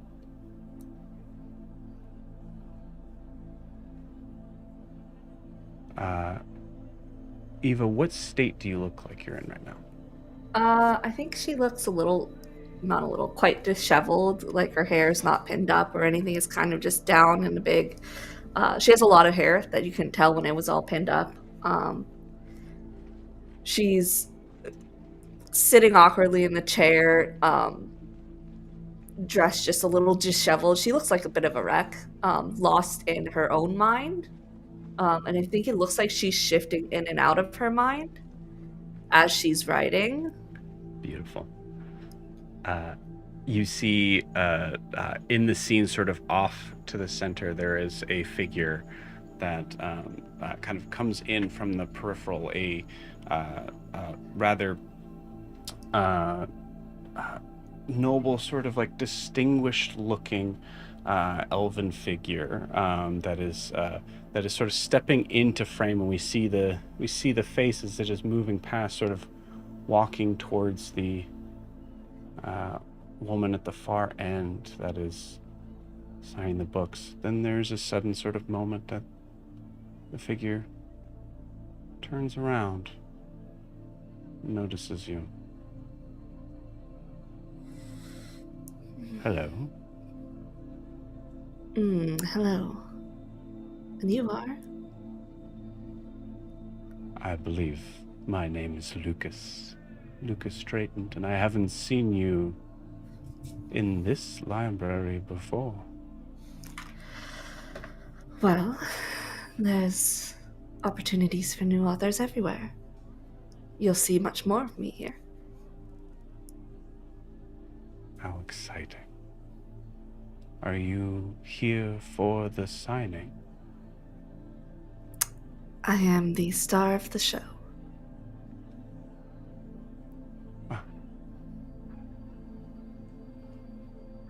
Well, it seems that I am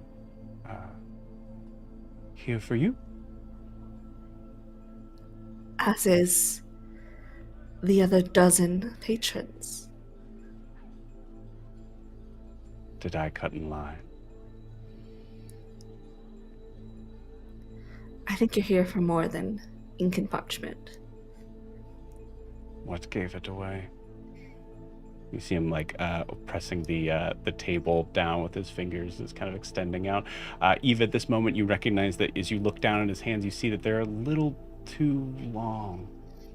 They're a little too slender. What happens in this scene? I think it's almost like it pauses, and she stands up and she starts doing like a circle of him, and she's like, no, this isn't gonna do. We're gonna need, I think, what elf would be more attractive in this situation? And maybe a pine green suit instead of blues. That might be too on the nose, though. You see that immediately kind of change to green and then kind of change back as you're not sure. No, let's do the green. People are very simple. And maybe a bit less obvious with the flirtation, more alluring, more mystery. And let's fix that. She's gonna like look at the hands and then shape the hands the way she wants them, and just basically rewriting the scene the way she wants it pictured in her book. Beautiful. As you start to do that, you see there's certain points that just from the sides, like sort of the outside of the scene here, that starts to kind of slowly sort of come back into form until the main focus sort of. I'm sorry. I dozed off for a moment. I do that from time to time as I am somewhat distant.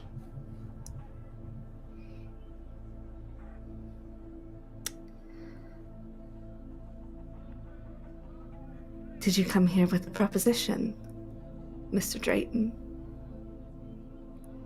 No, I am one that is more available and present for the situation that unfolds, but keeping a tight lid on the extensions of my personality. As is befitting a publisher of Drayton and Company. Do you know my work? Few publishing houses dare to face the North. Yes.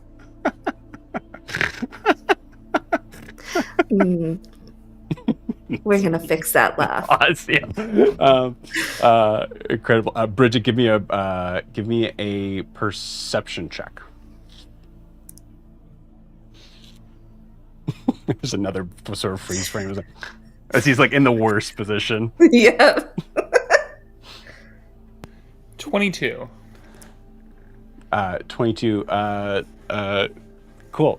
So as Bridget enters the room, I think Eva, are you physically in the position that you are in now, or is it what does Bridget see of Eva? I think she's in one of the like chaise lounges with her notebook propped up and just looking very disheveled. She probably has a blanket wrapped around her. She has a notebook out. She actually doesn't have a quill. I'm gonna say because she has that tattoo. Her finger is just like frozen in place as she's almost zoned out, like looking into the middle distance for a moment. But then she'll randomly come back and look down and start tracing her finger along the page, and then she'll zone out again for like a couple minutes. Beautiful. Bridget, in the exact moment you kind of come into this scene, walking into this library that doesn't look anything like we've described, just to be clear. Just a sort of normal, sort of small library that you see Eva kind of off on to one side. What do you do here? Do you address her? Or... I think Bridget sees Eva is working, or at least doing something, and she's like, I could be rude, but I don't wanna. And so then she just kind of is going and like scrounging around and looking at books, and she's got boots on. She clomp a little, like she's not quiet, and she's just like going and grabbing and kind of starting to like look through things. Awesome. Go ahead and give me a stealth check. Eva, give me a I'm gonna say give me a let's call it a perception check first. That was cocked. It's a 16. I got a 19 stealth. I'm a stealthy little cow. Moo moo moo. Beautiful. It's the rubber boots. Awesome. I'm gonna say with that, Eva, give me a Constitution saving throw. Oh.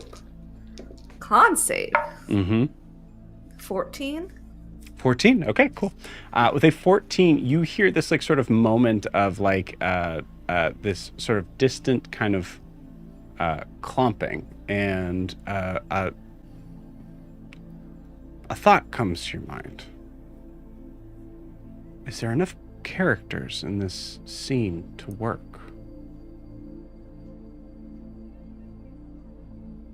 Maybe if there was someone else. someone who's a clear foil to this elf. Loud, obnoxious. What do you dream up? A rival author. Cool. Bursting through the door.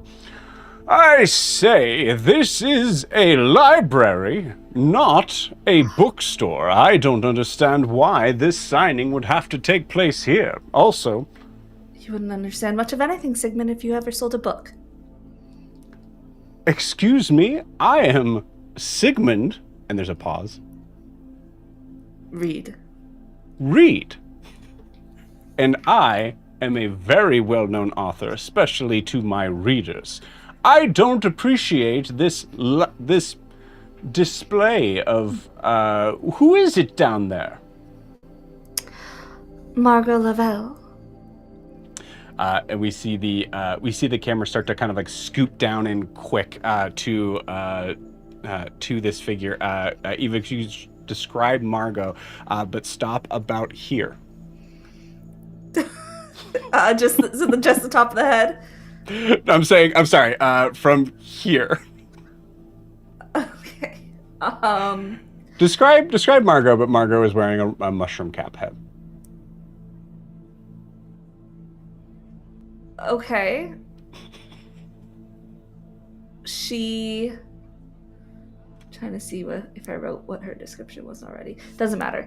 I would say it was a human, woman in her mid to late 20s with long brown hair and kind of almost effervescent green eyes, wearing just a simple Eisenheim fair. I'm not sure how they dress, but Eisenheim fair. Yeah, very nice. I imagine a very like a little Downton Abbey-ish sort of design. But you notice there's something not quite right of this scene as Sigmund kind of like goes walking over to the figure. I'm sorry, this is a library. Bridget, in the idea of you interrupting something, what would you be saying?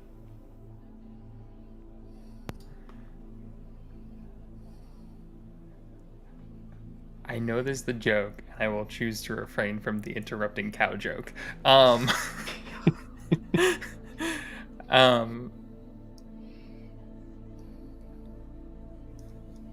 Oh, geez, these books are heavy. I'm sorry, what? Eva, you're hearing this from the... even though you're on the other side of this incredibly weird, long room, you're hearing this clear as day, and that's not the line. I think she like shakes herself awake, like how you jolt yourself out of sleep. And she's like, "Hello? Oh, my head. Hi. Sorry. Oh, hi. I dropped a book on my foot. It kind of hurt. Are you okay? Yeah, I got good boots. You didn't injure yourself? Sorry, I was kind of asleep a little bit. You were writing. What? You see this, Eva, you see to kind of like the corner of your eye, this, our friend Lucas is still kind of like in the corner of the room. I'm not fully awake yet. I'm sorry. It's the writing process. I don't dream normal. It's like I can control it. My memories of my past mix, and yeah, it's fun. Cool. But it takes a while to come out of. I'm sorry, Bridget. Yeah. You said you're hurt. No, I said I'm fine. I dropped a book on my foot. Yes. Leans down and picks up a tome that's like half her size. And what are you learning? Looks down at the title. This one says cheeses. Oh. Very intriguing. Lucas interrupts here, just goes, as a noble elf myself, I am a very well no. Do you want me to go? She I think she squeezes her hand to you know how you force yourself fully awake. Yeah. Oh, okay, I'll be gone. Do you not want... Should I not learn about cheeses? No, please learn. I was just telling the dreams to go away. You're crazy. I am, yes, but all the best creatives are. Shoves the book back into place. Oh, so that's how... Okay, I get it. Because, because I read some of your book earlier and stuff. That was... Yeah. I don't get some of it, but, there's... How he talks to her is weird. Some people are into that. What does that mean? One day you will maybe learn. Oh, People have different interests. well, yeah, no, duh. People have different things that they like. Like some people like cheese, I guess. Yes. But I saw a weird thing. So I was looking over the wall earlier, and there was all the buildings, and they had the glass, and there was a dress inside one of them. But then there were people standing on the corner, and they were getting people to go with them to somewhere else. But it was mostly dudes that were going with them. Oh, that would be prostitution, dear. It's prosta what? So some people, their careers, how they make their money, is by selling their intimacy to others.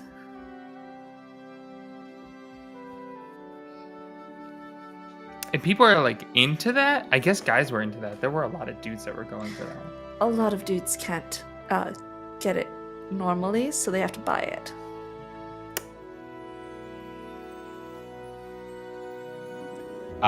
In this moment, the door opens kind of again, and there's a moment of Eva, you're is this real or is this not? And you see kind of a figure, kind of almost weirdly shyly peering in the doorway, and you know, he doesn't shyly appear anywhere, but here Brom is a little out of his element as he kind of peers in and goes, Good morning, darling. Hi, no shirt man. good morning. I have some work to do.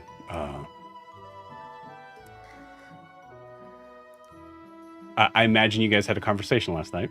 Yep. Yeah. I assume that you're Departing soon, yes. to be here when I get back. Okay. Yeah, well, I'm not entirely sure when we're departing, but I can't imagine a party of this condition is ready to travel anytime soon. I will be here when you return.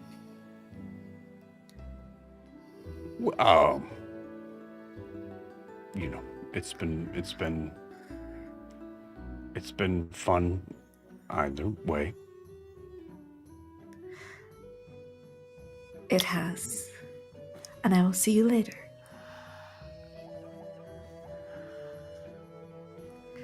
Right. Okay. Bye. Let me see him close the door. So if he paid you, would that be prostitution? It would, in fact, but he didn't pay me. Oh, so he's a cheapskate. Oh, this makes sense now. Well, it's not my career, so people pay me for my books. Are your books Dan prostitutes? is dying right now. No, because so prostitution, dear, is selling sex.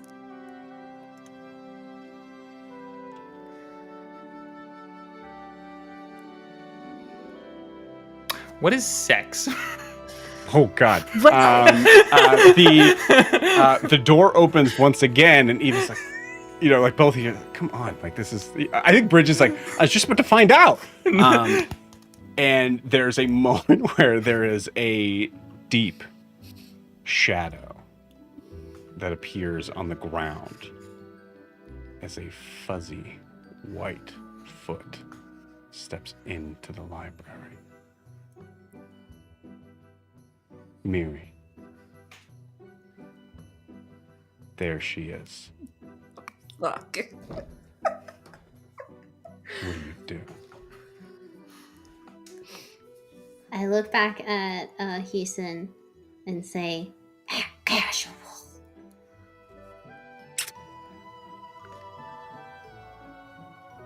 And then they're gonna like sidle into the room. I imagine Bridget and Eva are both looking at Miri as she's But doing. her eyes are like, don't leave Bridget. Yeah. Good morning, Mary. Good morning. And then she finds the nearest potted plant, like big one, and kind of like eases behind it and settles in. You see Houston start to also try to get in behind that same potted plant and then get like shoved out. Yeah. See, some people are into interesting things. Like hiding in plain sight. Mary, we can see you, darling.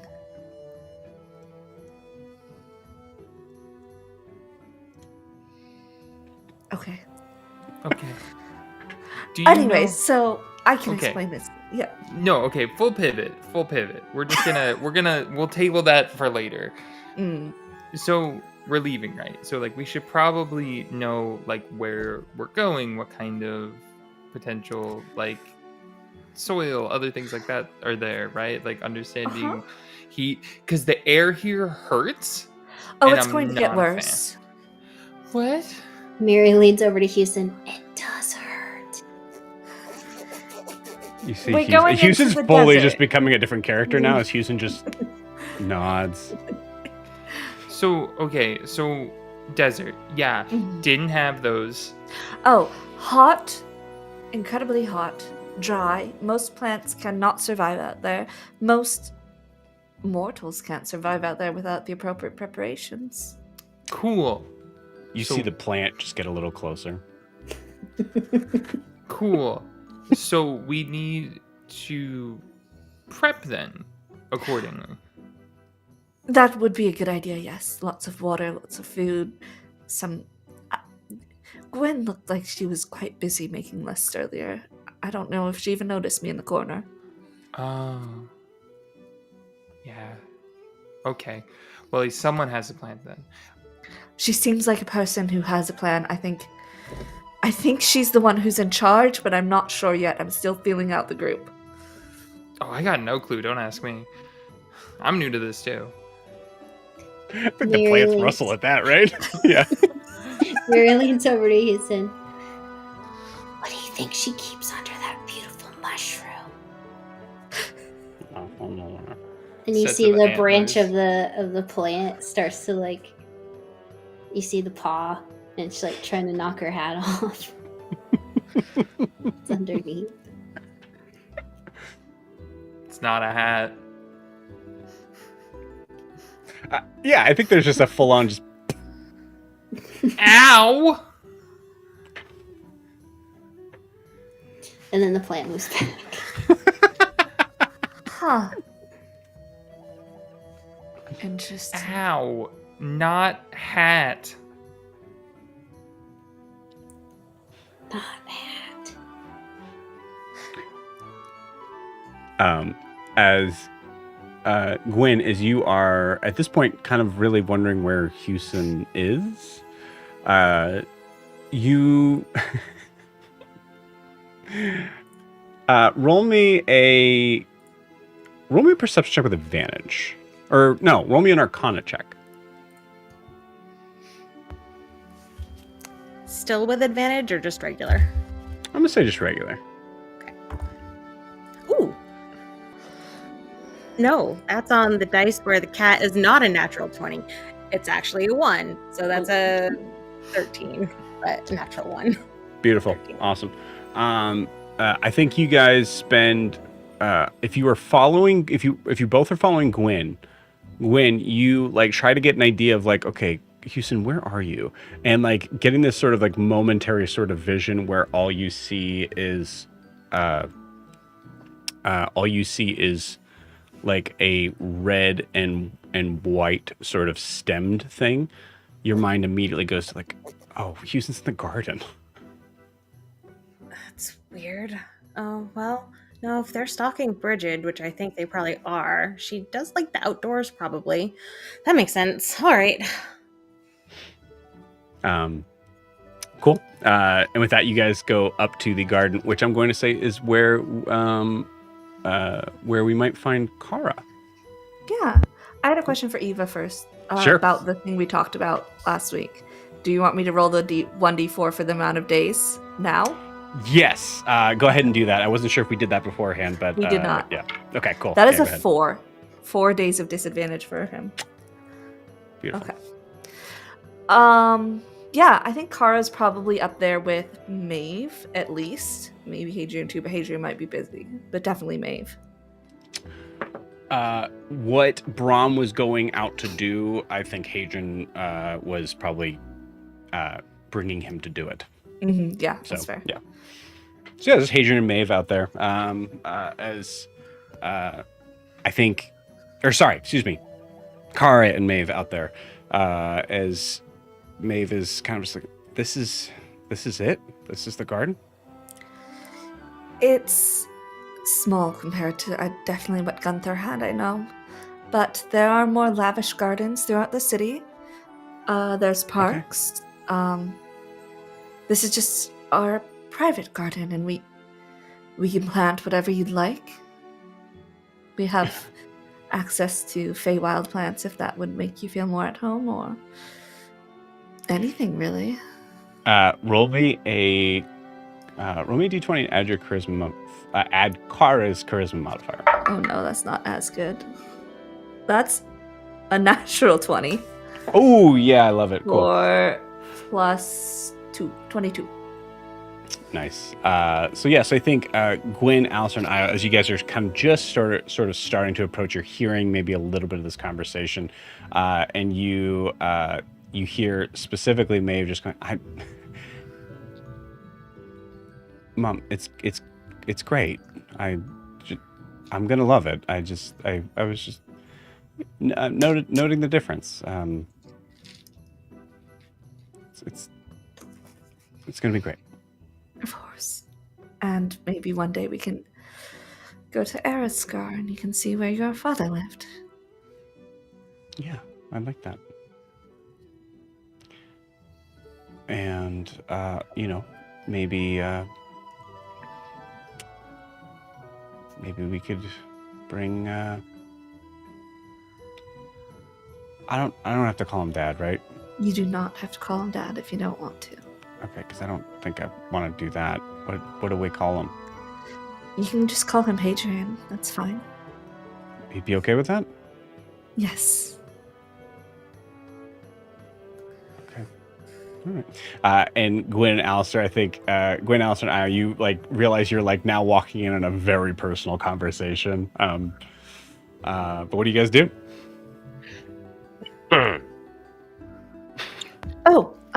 Good morning. Sorry to interrupt. We were looking for Houston and Mary. They're not here. They definitely aren't. I would have noticed that. Yeah. Yeah. So did I'm sorry, as we walked, did you mention going to Eriscar? Yes, I would like to go home, back to the Sage Cure, to introduce Maeve to everyone in Eriscar that we left behind. Remy, Kenneth, Brooke. I know a lot of people would be very happy to see the shop reopened. I don't know that we would stay there, just visit. Of course. But there's always a chance we could act as patrons of the shop. If we can find another apothecary to sponsor somebody there. I'm sure Hadrian would no doubt love to expand his businesses. Perhaps it's a venture I would like. I meant no disrespect. I'm sorry. No. Gwen and Io, go ahead and roll me in. I'll call it an insight check. Insight or perception, your choice. That's not too shabby for me. 15 insight. Okay, cool. I'm going for insight 2. That's for Io's insight. That is a 16. Okay, cool. Both My of you passive notice. insight is 22. Does it matter? Oh yeah, no, you caught it too. All three of you. I'm gonna say, Alistair, you're paying attention to Kara. So you could roll, but I would say it's with disadvantage if you wanted to. Okay, cool. Good. All three of you notice Maeve roll her eyes At this conversation that Alistair is having right now.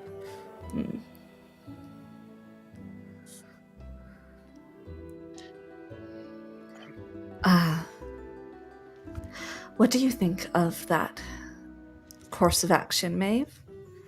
Opening a shop there? Yeah. We could do that. We could do, we could do pretty much whatever we would want to do, right? Yeah, we could. We could even travel a little bit. Brahm has several ships in his fleet. Guy has ships. Yes, he's the Burning Rose has a vast expanse of overland and oceanic pirates. Got it. Cool. Sounds like you guys will have a very interesting time getting to know one another. I would recommend staying off the water, maybe. Why? Honestly, I think we both just look at Io. I think Alistair's looking at something like Alistair's in another realm. Oh yeah, Io's like, I mean, sure, the ocean's dangerous, but I mean that's part of the. Honestly, that's kind of part of the fun. You want to live a nice, bright, and exciting life. That's an easy way to do it. I like fun. I don't like looming threats that aren't clearly defined by my friends. At any rate, I'm glad you guys are going to get the chance to explore this new chapter of your life together. Me too, Io. Can't wait.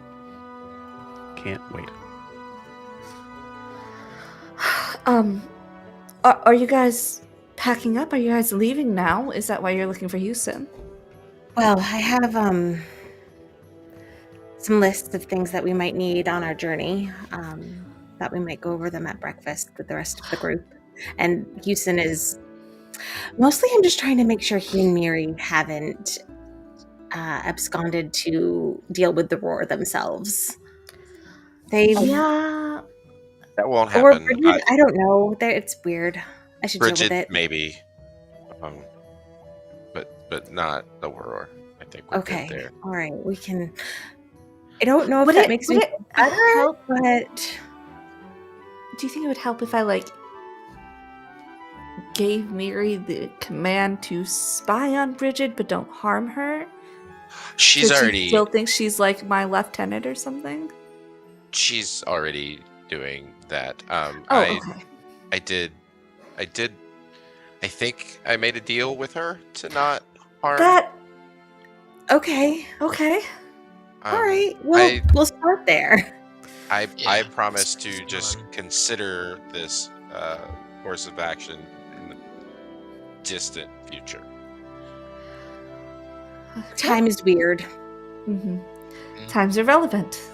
That said, sorry, we need to also make sure that Bridget is absolutely necessary to everything we do moving forward. Just as a Okay. um, You know what? She, I think, is the only person in our party who has any amount of healing. That seems pretty necessary to me. Yes, I'm Well, sorry. I'm sorry. I take that back. You We'll could do workshop too, it. We're Alistair, workshopping a lot of things. but more Mom, than I'm gonna go downstairs and grab some breakfast. Yeah, I'll meet you down there. Yeah, Okay. we're coming to, probably. Yes, Yeah, I had Oh, some take your things time. I wanted to give you all. Okay. We could do it at breakfast though, because I wanted to give some things to Bridget as well. Okay. right.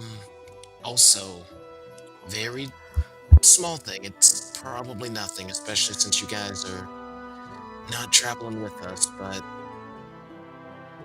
definitely try and be wary of anybody with my condition. Yeah, be wary of foot warlocks.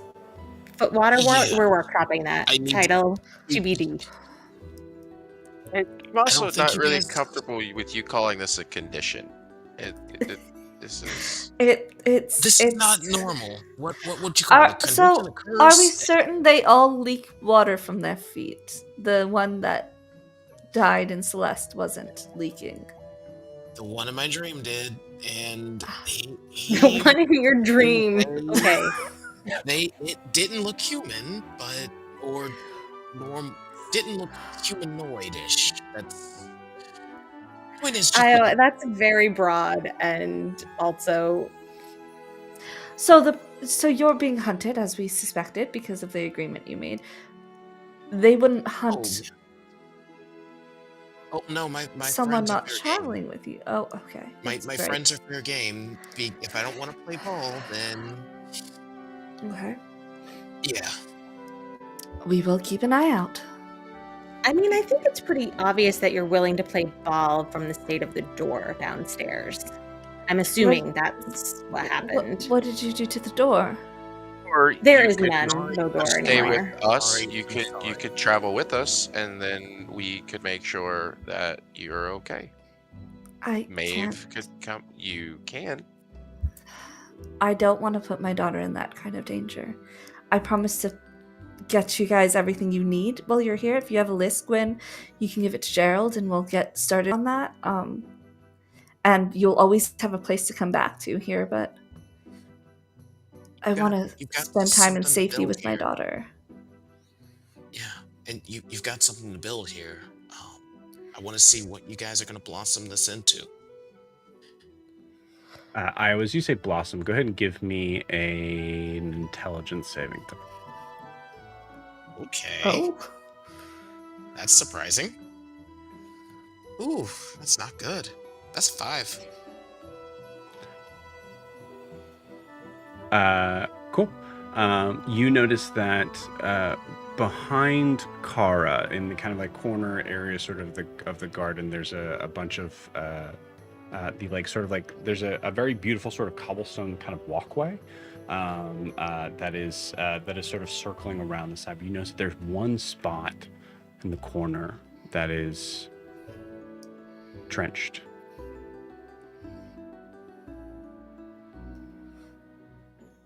You can't help staring at it.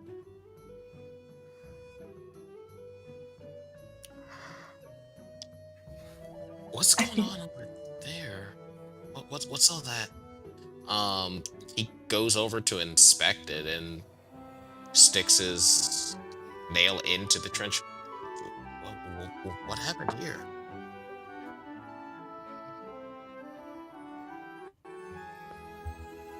Feels like water. It's a garden, Io. They water the plants. It probably just pooled there. He smells the water. Does it smell salty like ocean water? Roll me a perception check. With disadvantage. Really thought you were going to say Well, foot water. okay. That's an 8. It does. What? I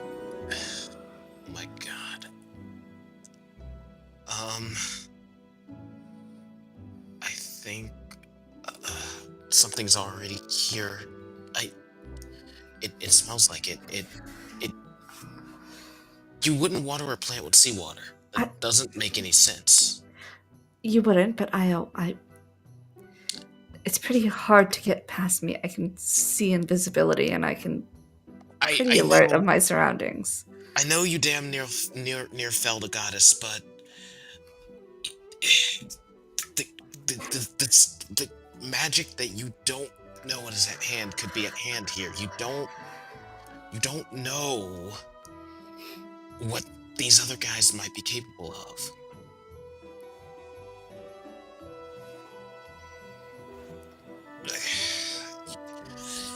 Make sure Pretty Boy gets you all the best security. Well, we might have the best of the best security, because I learned last night that someone is running for mayor.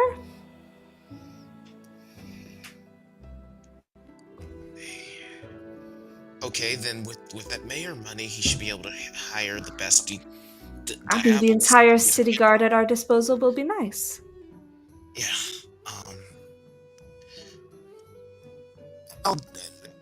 Did you ever study wards in when we were at school? Gwen, what about you? Yeah, of course. Guys. Yeah, Some. that's pretty. Yes. Maybe we might need to call someone and help you guys get a basic warding spot done here. Something. Hey, Io. I'm gonna just step right up. I understand where you're coming from right now, but we can't be looking for trouble in every corner of every room that we walk into. We have to trust our friends are able to take care of themselves. They're capable. They have all of the resources possible. They're going to be okay. Listen, I just wouldn't be able to forgive myself if I cause you to destroy what you're trying to rebuild here. It's nothing we can't handle. Gods, I hope you're right. she's smart and capable. She's made a choice. You are. Yeah, and it's not. You are. And another part of trust is, like you said, trusting you to make your own decisions. I think for him to be able to pull himself away from this, he needs to kind of do that thing where you almost inflict pain on yourself to keep yourself focused on something. And since he has clawed hands, he's gripping he's balling his hand into a fist until it kind of draws blood, just to kind of force himself to drop it. Okay.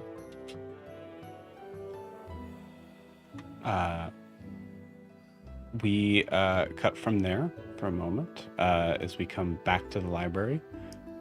The door opens, and as you guys, as Eva, Miri, and Bridget are as Eva and Bridget are talking, and Miri is hiding behind a potted plant. You see Maeve walk in with some sort of like buttered croissant, and just flops down on the seat. Good morning, dear. Good morning.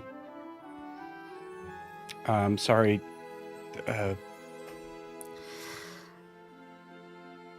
didn't get your name. I did. I'm sorry. Eva and Maeve, darling. Don't apologize so much. Okay.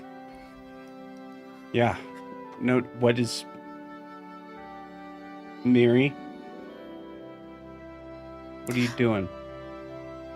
You're muted, Rachel. Hi, Miss here. Aunt Mary's here. Okay. All right. Hey, Bridget, weird question. Yeah. Are you guys gonna be leaving soon? I think so. Maybe. Sounds like the plan was to roll out soon. Why? What's up?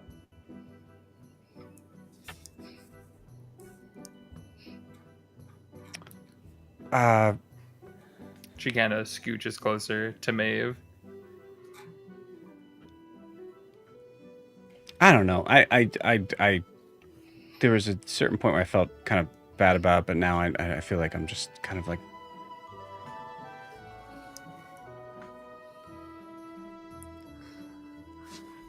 Why don't you tell us what's wrong, Maeve? Miri, this stays here. Mm-hmm. Guess that's about as assurance as I can get. I'm ready to spend some. I mean, I don't know. I mean, is it selfish to say I'm ready to spend some time with my mom? Absolutely not. And just, we were having a nice morning, and then, all of a sudden, Alistair and Gwen and I all come up, and Alistair does this, I get it, it's gonna suck to have her gone, but like, hey, my turn, Mm. I am sorry you're experiencing that, Maeve, and we will all be gone soon enough, and it will be you and your mother and the rest of the Burning Rose crew periodically, but I'm sure mostly you and your mother. Just seems like she's been mothered long without me in this group.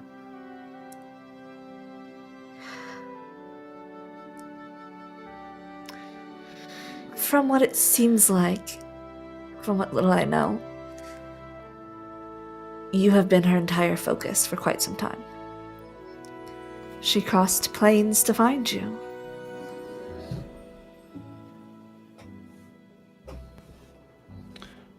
I'm being selfish, aren't I? No, you are being mortal, and these emotions are natural and healthy. You're acknowledging them, talking through them, that's the important part. It's okay to feel that way. Thanks. I kind of got a really bad vibe from you from the start. I'm getting less of that now. I have heard that quite a bit before. Yeah. If you're joining us for breakfast, I was about to explain sex to Bridget.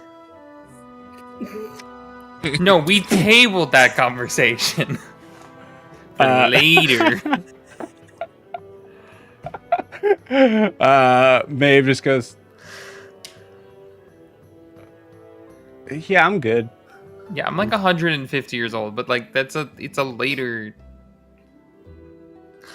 Yeah, all right. It's fine. I mean, I feel like you'd be, you'd. Oh. Remember where I'm from. I remember Feywild. Yeah. No, I know. If I have a question, and looks back at Eva, if I have a question, I feel like you're the person I should be asking. I will answer any question you'd like. If anything, you should be asking your Aunt Miri. Perhaps not. Not even. I've been in countless streams. Actually, perhaps. I think there's a moment where everybody kind of like looks at each other and just kind of does like one of these like. Good point. And I'm going to breakfast. I'm going to breakfast. The camera backs out a little bit here. And with that, we'll take our 10-minute break. We'll see you guys in 10. Jesus Christ.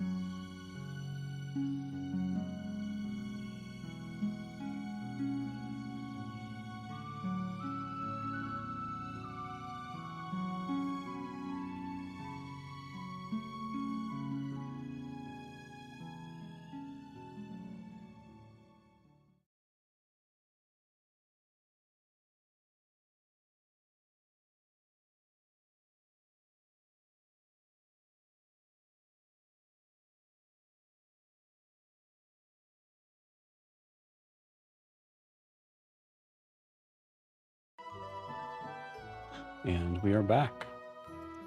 We come back to the scene with a large open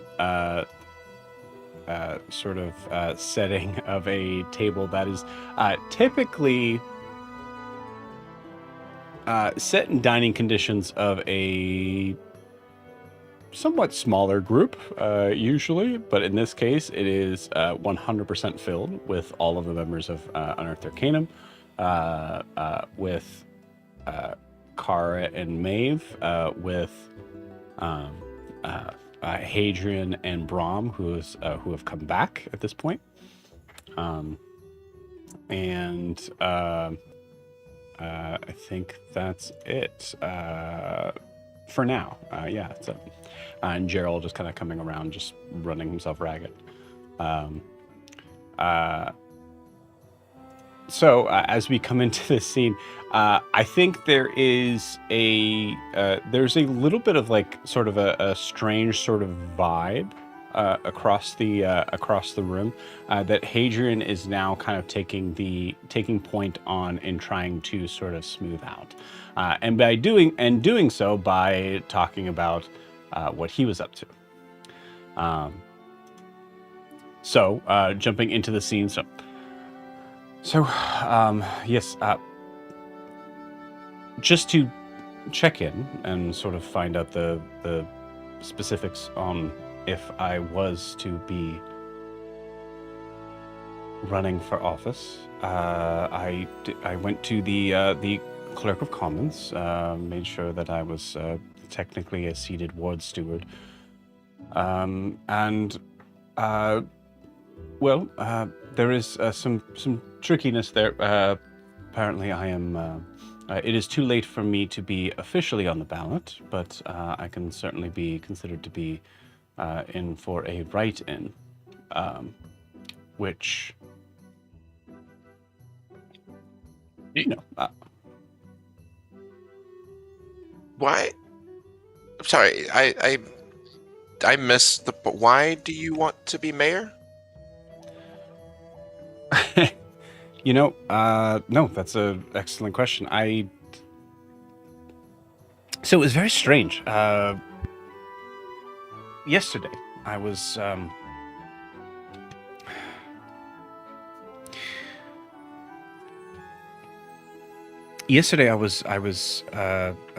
before I was heading out to see you all, I had, done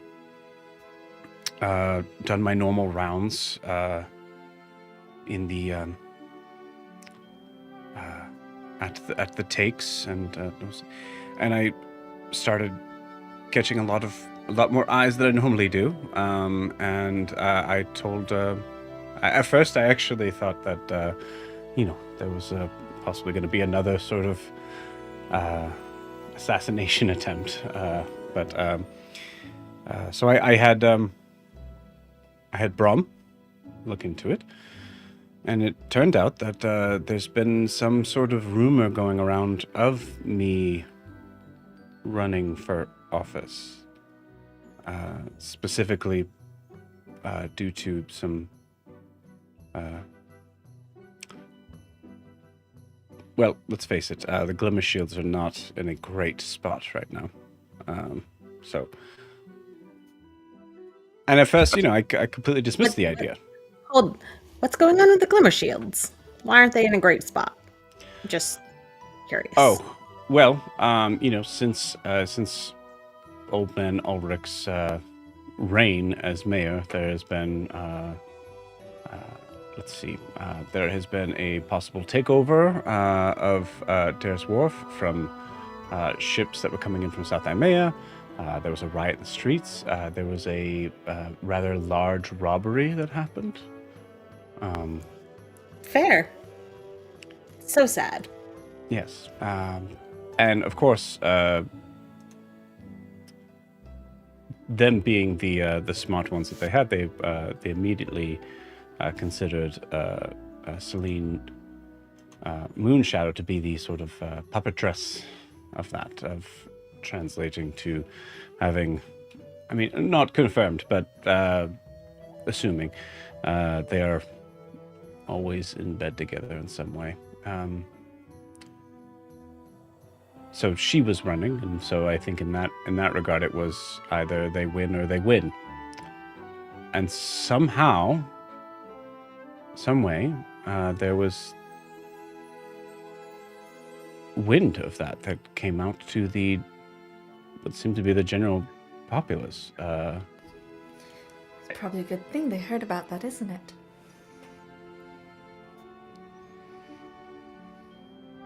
Yeah, yes. Yes, I guess so. It seemed to be true, so... technically speaking, there is no reason that Celine cannot be continuing to run, but it doesn't seem like it would be a race that would be necessarily unopposed if I were to decide to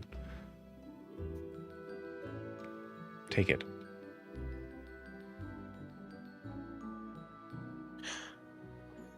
I sincerely appreciate all of that, but the question was why? Just because there's an opportunity? Or What are your plans do for you the actually city? want to do something as mayor? Yeah. I understand the concern for sure. May I remind you all that I grew up in the slums of this city. I am very aware of the difficulties that they face every day. I continue to make my rounds there and making sure that everyone is as safe as can be for those that are less than, deemed less than by those in the heights. Perhaps I could do a lot of good in an official state. Anyways, it hasn't been confirmed. You see Hadrian kind of looking a lot at Kara at this. It hasn't really been, we're still discussing it,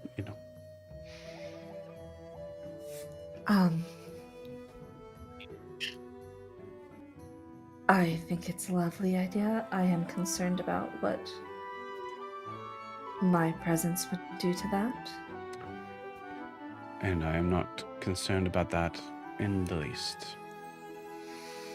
You also are from here, Kara. People will see that. They know. They know Kara, but they don't know the changeling.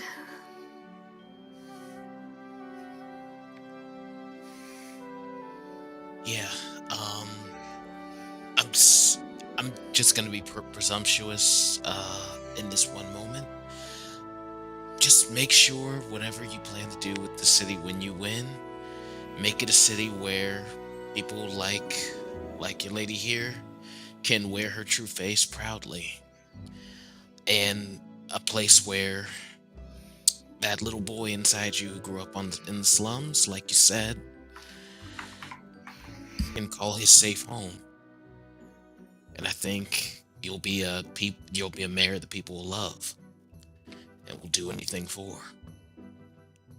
You see Hadrian has been staring at Kara this whole time, Io, as you say that, and he goes, I plan to do just that. That was always our hope for the city. That people who are different would have an opportunity here. That's what the Burning Rose was meant to do.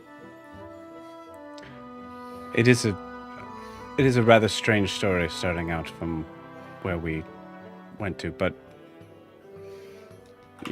Kara's right, and I would be honest with you all, that was the original interest, in knowing that the only way to be able to gain power without being born with it was what we did and had to do. Then you've put yourself in the perfect position to realize that goal. And if I'll be anybody rooting can, for you. I think you guys should.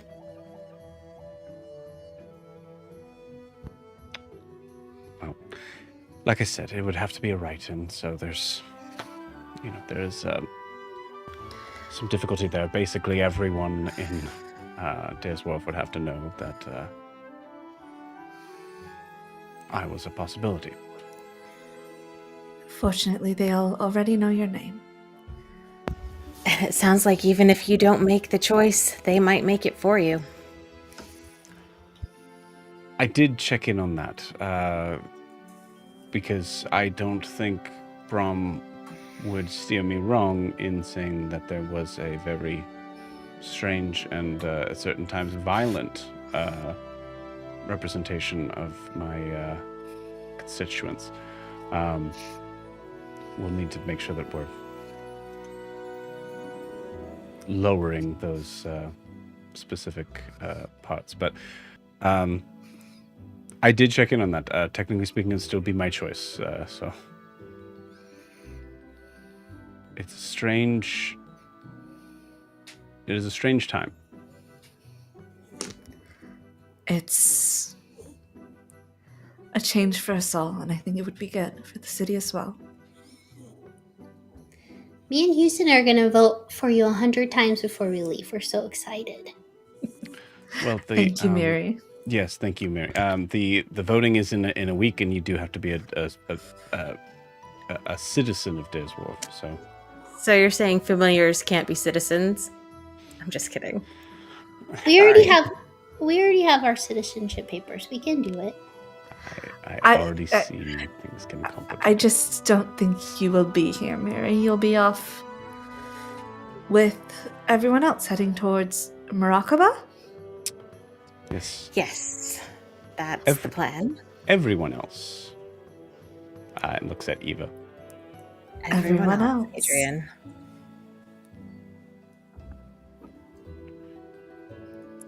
We should probably get moving sooner than later. Oh, Speaking yes. of, Scar, Gwen's I gonna wanted to spread out give all you her guys stuff. some things, Talking. which maybe Gwen can keep in her chest for when you need them. You see Brom just choke in his water as you say that. Yes, Brom. I keep things in my chest. All women do. You got okay. Brom. You got to admit it was pretty funny.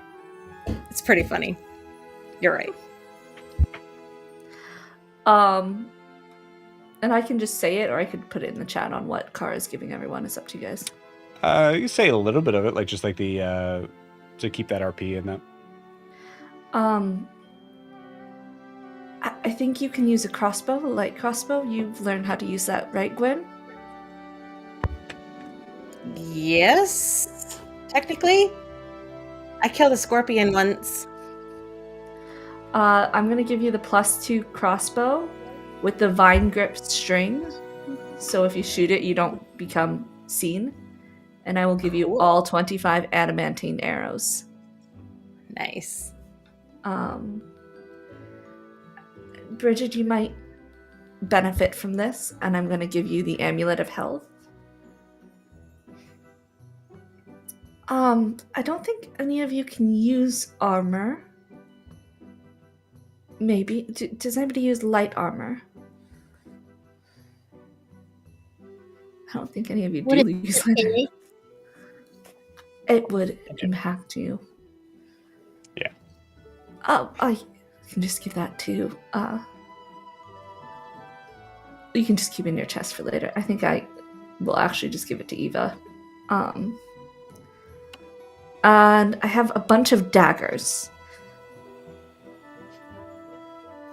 which you guys should probably take. I know some of you use daggers. I think. Would it fit a pig? I picture Kara just kind of like putting these out on the table, and just Gerald, who is like pouring drinks, is just like, weapons on the dinner table was a rule when I was younger. I'm gonna give a dagger of venom to Alistair, and and the goggles of night to Alistair again, and then the +2 dagger to Io, and the blade of the Thornweaver to Io. And then I'll do that one. the Blade of Dusk and Dawn to Eva because she has high elf training, so she can use the longsword. Sweet. Well, I'll put it in the chat too, so you guys know. But yep. Cool. Yes, you see Kara just pulling out these weapons. Just wow. I mean, I know you all have been busy, but that's wow. That is beautiful. Incredible. Good craftsmanship. Yes, many of these are. Really makes this moment feel a little bit real too. To think we had gone through all of this together. Oh crap! I gotta write Nene. Gotta let him know. Yeah, speaking of, we should let a few people know we're back. Gerald, I have a list of things that we're going to need for our journey, if you don't mind. Yes, of course. I can full plate today. Yes, thank you. She's going to hand him a very long, very comprehensive list of things we will need for a cross-country journey into the desert. Okay. Including a cart, mules. You guys don't want to get that stuff yourself? Maybe we do. Gwen is going to look at the rest of them to see if they want to do the shopping. I love shopping. I can help, says Eva. I've All never. right, Jared, I guess shopping. we'll take care of it ourselves. You're off the Oh hook no, on this one. please, no, allow me. Walks off. I've never been shopping. Why do people put like clothes behind glass? Like, do they just have so much that they just like? There's this whole thing in the material plane we call capitalism, and I'm just gonna stop you right there. This sounds like way too much for this early in the morning. Yeah, I was about to say I'd really like to have this conversation in the future, but it makes a lot of things behave quite stupidly here. Cool. You should eat more leafy greens. Clinton, play Maeve for a second. Noted. As Hadrian goes, oh God, that reminded me. Yes, Maeve, there are certain places in the city that you probably want to make sure that you're staying pretty clear of, especially if you're not. That We'll go over would, that later. if you. No, I No? think it's very important that I know where not to go, so as I don't accidentally find myself in a area like that. Yes, accidentally with the intention of. I can only stay out of trouble where I know trouble exists. And you can absolutely find trouble there as well. All right, I am picking it up. Understood. That's something we will probably want to discuss. Just just because it's just south of the wall here. So That wall, south of that wall. no. As an adult, maybe just be honest and open with her. Yeah, okay. I was. There's. So that's what I saw this morning. You went out in the city this morning? No, I was in a tree. Maeve, all I ask is that you let me come with you until you're acquainted with the city so you don't get lost. That is all I ask. I would never go anywhere without you. Okay, Especially south of that wall. Yep. Maeve, you are under the roof of two of the biggest rogues and thieves in Dair's Wharf. It's very hard to lie to me, yes. I heard that this was the mayor's house.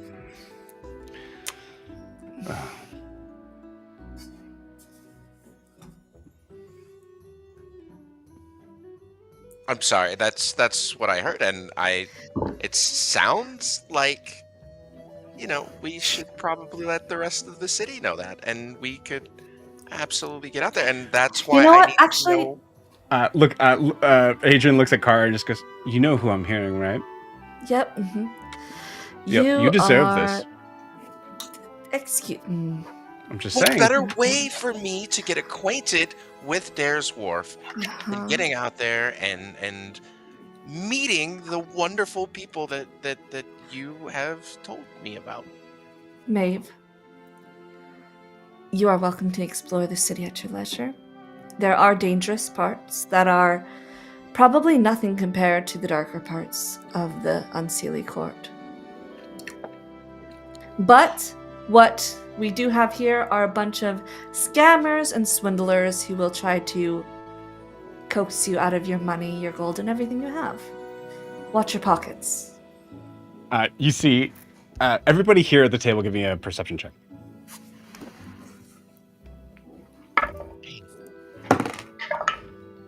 11. Oh, but you're gonna have to roll pretty high, actually. Natural 20 for Eva for 28. 17. 19. 22. 24. 24. Wow.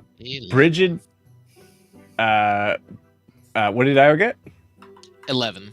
Okay. Bridget, Miri, and Eva all see Hadrian go, you know what? You're right. We trust you. You're an adult. Here's the information. Do with it what you will. And then you see him take a drink and then give Brahm an eye. And you see Brahm just kind of like do a little nod.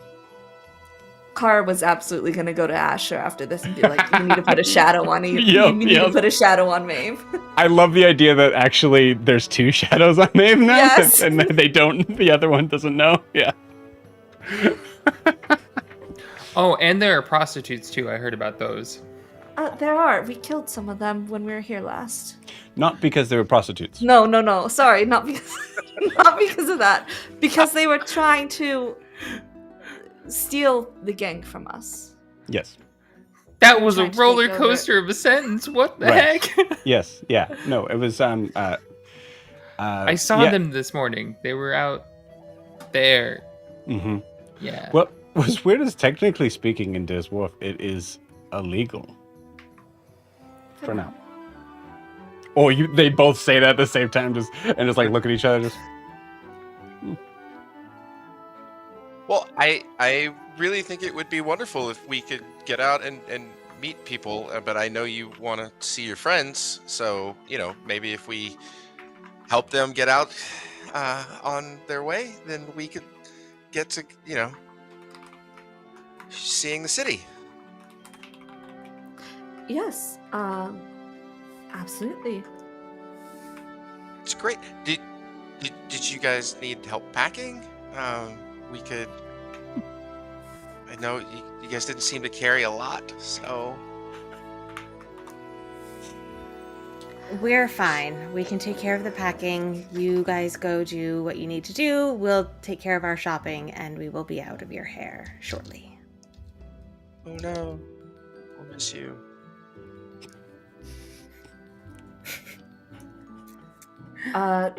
If you need any funds, talk to Gerald on the way out, Gwen. Of course. Thanks. Did you mention something about a wagon? Where exactly was it that you guys were going to be going? We're Maeve, going to- block your ears. They were just leaving. We're going And you to see, make- I think like if Kara gives any sort of sign, like Hadrian just goes, "I was kidding." I know.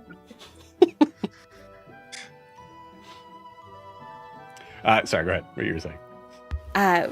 We're heading to Morakaba is the plan. Oh, okay. Not a lot of roads. You know what? There's a couple of people that I can recommend to you that maybe would be helpful in that sense, and then just let them know that I sent you. Thank you, Hadrian. That would be helpful. Adrian, do you know where cowpokes go to shop?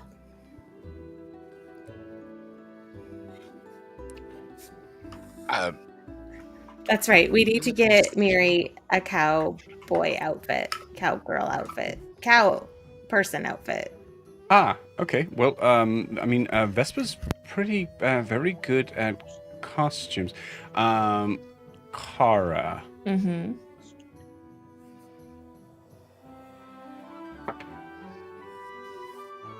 Kara, give me a history check with advantage.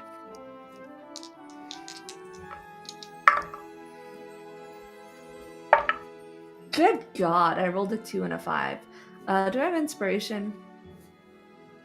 I do. So I did it last week. Alright, I'm gonna roll again. 13. Okay. There is, you don't remember the specifics of the situation there, but you do remember that, like, Vesper, the name Vesper always kind of gave you a little bit of a twinge of annoyance. Oh!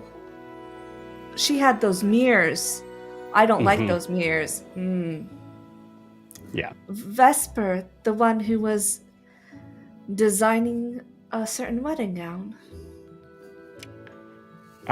Yeah, technically, yes. I mean, there's only a certain number of. All right, we could recommend a different. No, it's fine. She does fine enough work. Just don't mention that you're with us. I don't know how she'll feel about that, because the wedding did not go off. So she's probably out quite a bit of money. That's actually a good point. I'm gonna roll. That's a 3. You see Hadrian just. Oh shit. Brum. Later. As Hadrian's just realizing, like, oh, we didn't pay her. Shit. Yes, maybe we'll wait on that. But the wagon, yes, there's a couple other people that I would recommend too, and I'll give you that information after.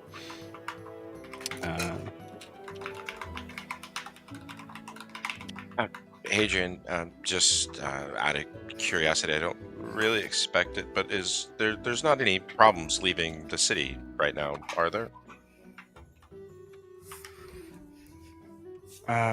No, not that I've noticed. Sorry, let me rephrase that. No, there isn't. I would know. It was easier when Rostra was around, but Is Missing still here? according to our sources, no. Good. According to our sources, looking at Eva, there's a good chance we know where she is. Or excuse me, where they are. Stirrings of revolutions a bit east of here. East of here? Yeah, you see that, like, Hadrian kind of looks at. Yes, probably, no doubt, exacerbated by certain circumstances. It's just a little story. Eva, I'll be honest with you. Don't get me wrong. I hate Hasamal with a passion. But there's a way of doing things.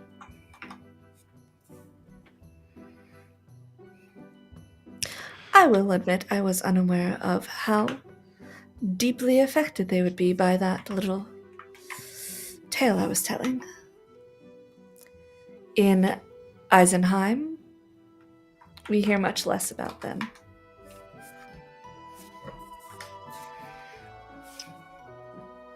I guess I forgot that you're from Eisenheim.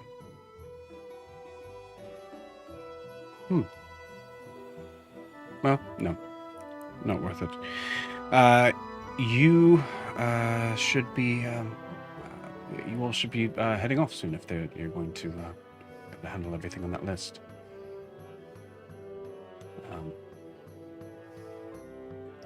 Yes. Again, appreciate the hospitality, Adrian. Good luck in your mayoral race. Thank you. Kara's gonna look at Mary. Mary, can I grab you for a second? Mm-hmm. She's gonna pull out the mask. This came from our mother. She gave it to me before I knew who she was. It's a connection to her, and I would like you to keep it. Awesome. And she puts it on. Oh, you put it on? Cool. Yeah, absolutely. Should have warned her about that. 100%. Miri, roll me an Arcana check, please. Don't know why I didn't see that coming. God. I'm so glad you Oh did fuck. that. She's gonna like. Oh no. I got a 16. That's pretty good. Okay, that's pretty good. Where's You okay? So that will give Miri an understanding that there is something magical about this thing. Mm-hmm. I guess the question yeah, I is mean, probably who are you thinking about at that moment? right. Yeah. When I put the mask My on? question was, is this a situation of like I said I cast fireball? Just want to make sure. Huh? Like Miri, you know this thing is magical. Does that affect whether or not you're putting it, you're keeping it on your face or not? Oh, no. If she thinks it's magical, well, because Kara just said that it's a connection to the Dust Queen, and she knows it's magical. She thinks that she's going to talk to the Dust Queen or, like, see some kind of connection there. Beautiful. Awesome. Great. Okay.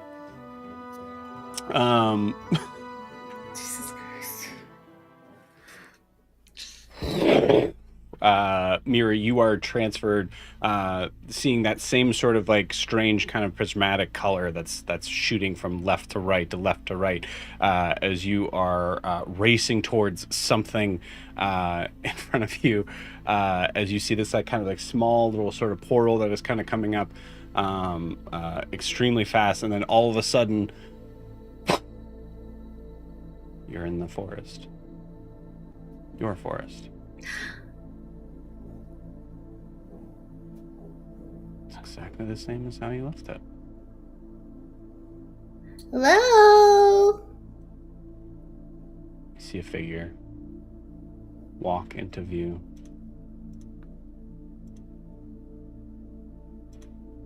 She crouches down. Miri? Do I know who it is? It's the Dusk Queen. Oh, hi. Kara gave me your mask. Did you hear about when I asked for my hair back? Yes, I did. Did you look in the mirror this morning? Mm-mm. Miri, this is a very... Did Kara explain to you what this does? She said that it's a connection to you. So I just thought that I'd pop in.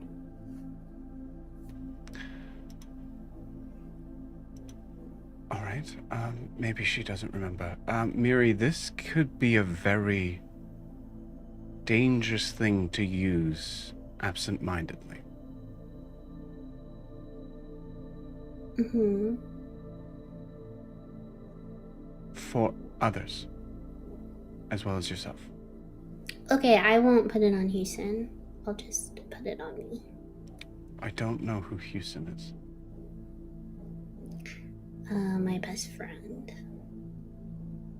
The cat. Right.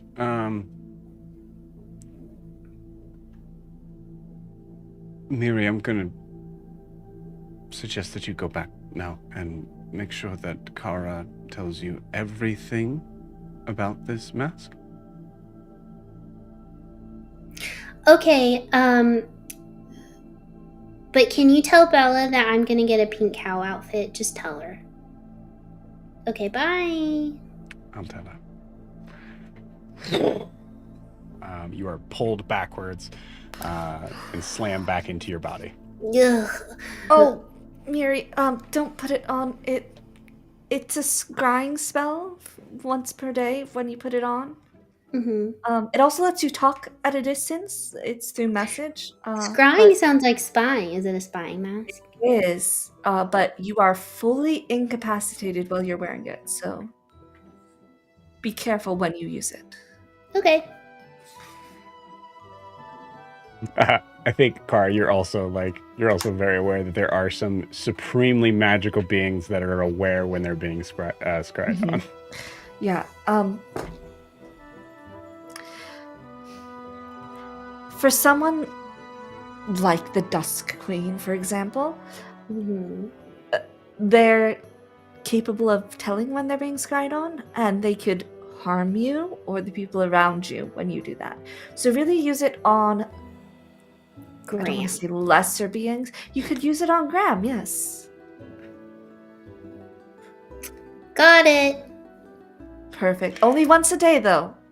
Sure. Alistair, you hear that? I'm sorry, Graham? Nope. He can't do that. Uh-huh.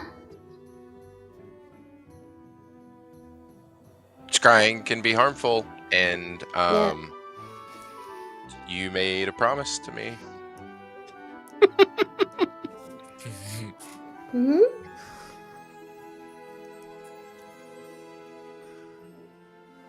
Mary, you promised me you wouldn't. The spy, yeah. Only spying. Nope. See, scrying can be harmful. You can't harm. You promised you wouldn't. Yeah, you're wrong. So, and it's mine now. She stuffs it in her bag. Didn't think about this. No, you didn't, but it's all right. We'll deal with it. Enjoy that. Mary, here's the deal. Graham may not know that you scry on him. However, if you do it too often, it will lose its surprise factor. Right, once a day. I don't even think you should do it that much because of the time differential between here and the Feywild. It could be once a day for you, it could be once an hour for him. And eventually, he might catch on. Because even if he's not as powerful as the Dusk Queen, there's always a chance that he might have detect magic up, might have suspicions that somebody is watching him.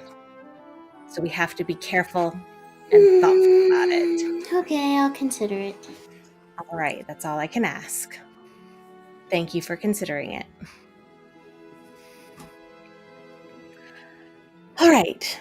Shopping, everyone? Shopping. Good luck.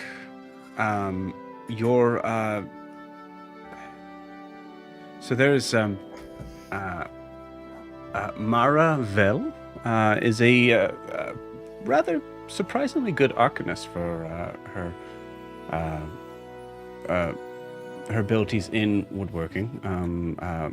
Keep in mind, no one knows that besides a select few. So make sure you keep that. I can trust you on that, right? Hadrian, who are we going to tell? I just heard that conversation. Fair enough. Yes. We'll keep it quiet. Speaking of woodworking, do you know where any forests are?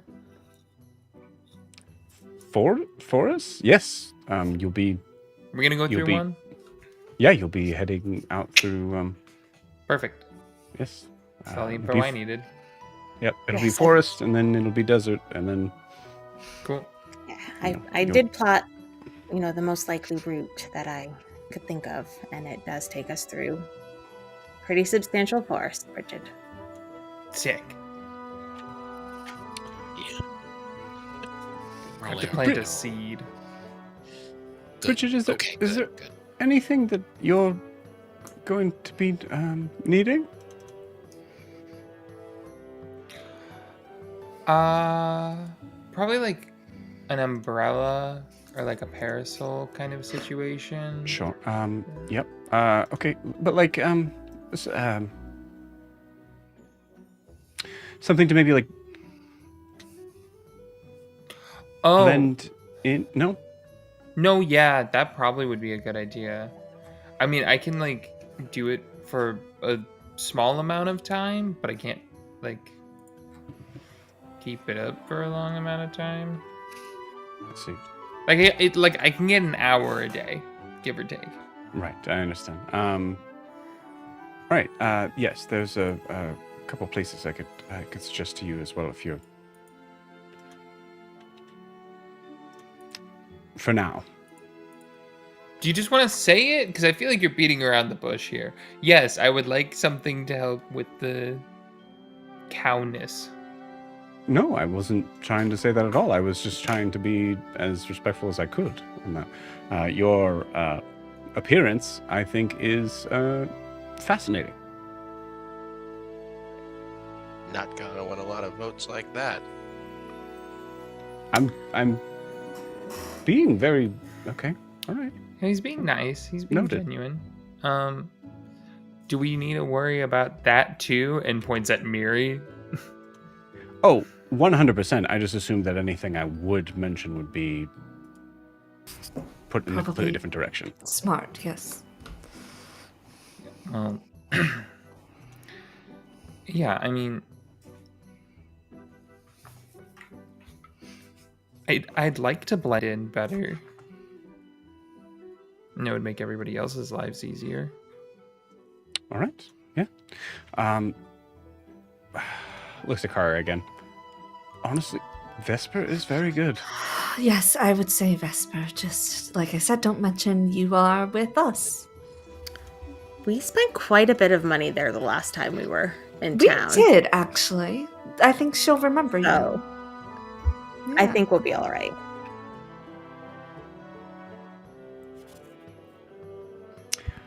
Yes. Vesper's good.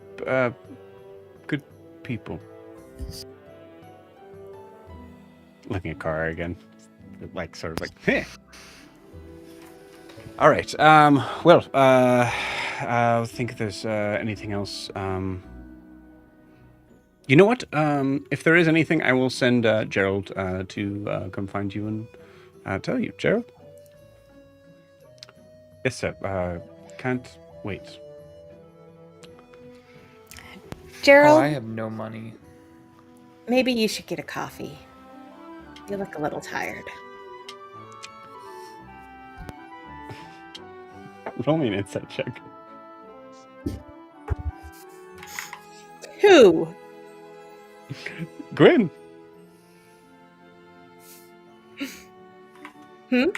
Jess, you. Gwyn, Jess, you. Yeah, I said I rolled a 2. Oh, I thought you said who. I thought you said who as well. Got you. You too. What? Okay, cool. You just hear like, yes, I think you're right. I'll have to make a stop somewhere. All right. I did have one more question. Sure. The Nathalis horn, is it done, expended, no more uses, or do we still have it? I would say, because you used it, correct? I used it, yes. Yeah, I would say it's It expended. was a one-use expense. Okay. Yeah. Anyways, I was gonna give that to them for chaos, but All right. Well, I guess that's that is that. You see, you see Brahm just spicy eggs. Gonna just. Yeah, Gonna- eating something else's life is kind of, spicy. No, I'm not ready to unpack that right now. I'm good. I'm just gonna I'll be back. And you see him just kind of like run out of the room, and you just see Hadrian just stare at Eva. I was gentle. There's a pause. I believe you, actually. Right, you better go before he comes back and spills his tears all over the table. Io, you hear spills tears over the table, and there's just like this, like.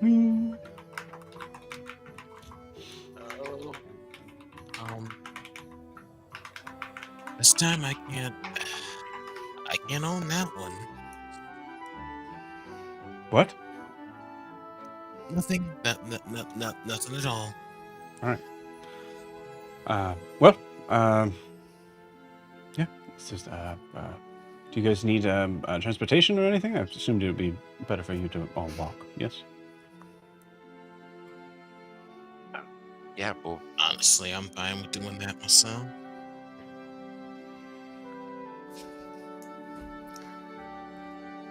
We can stretch our legs. These boots were made for walking. That's just what they'll do. Kara's gonna look at Alistair. Is there a concern with our counterparts in the city still? The Draftons. I can't imagine there would be any problem with the Draftons. It's been over a month, so maybe they've redirected their intentions. Does Hadrian know about your issue with the Draftons? I don't think he does. I gathered that there was something there because they were spicy towards him at the church, and then they sent the crippled guy to deliver news about the dormouse. Mm-hmm. Yeah, so he's had like hints, but like so I think that is. I knew it. Okay, there was something with the Draftons.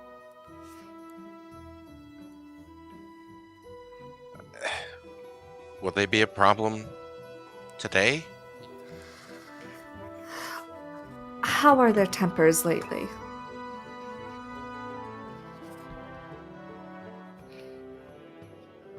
Clandestine. They probably won't be a problem. Just keep your head on a swivel. So, like normal. More or less. They are. You all know they're a very dangerous family.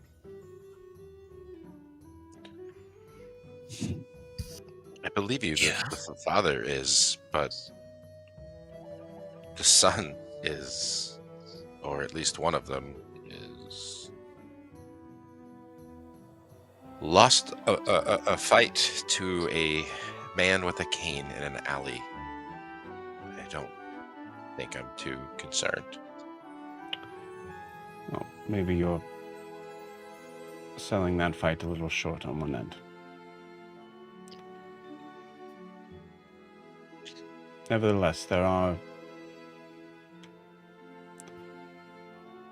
people disappear around the Draftons all the time.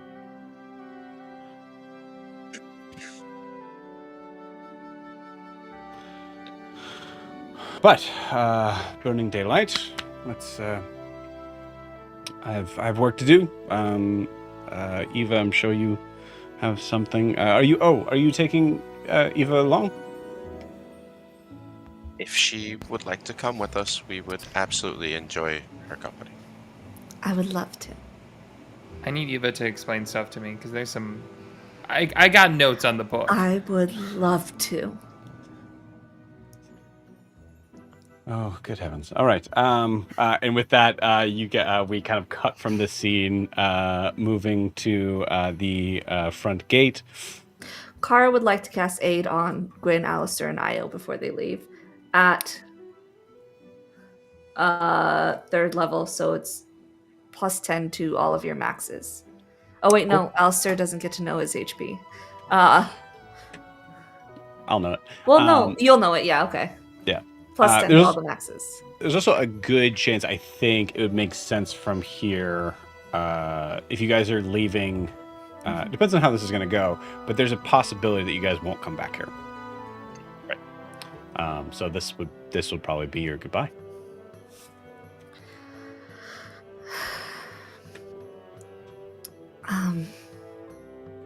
Thank you all for helping me get Maeve back. Yeah, thanks, guys.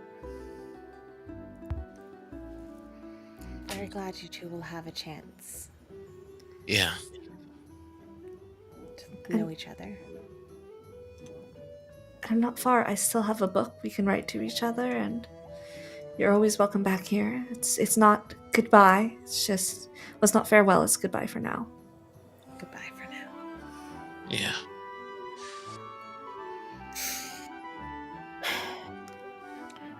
I'm glad we crossed paths, and I can't wait till we cross paths again. Absolutely. You see Maeve look at Alistair and just go, I'm sorry.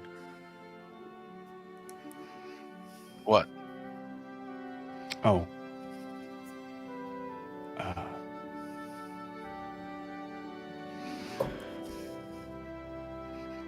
Nothing.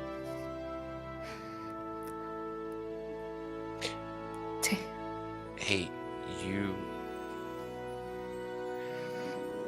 have a very special person to spend time with, and you are a very special person, and I am glad that we were able to help the two of you get back together. Don't waste the time that you have with her.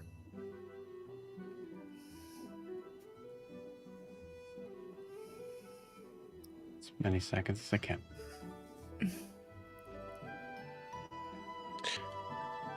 Do you still have your button, Kara? I do.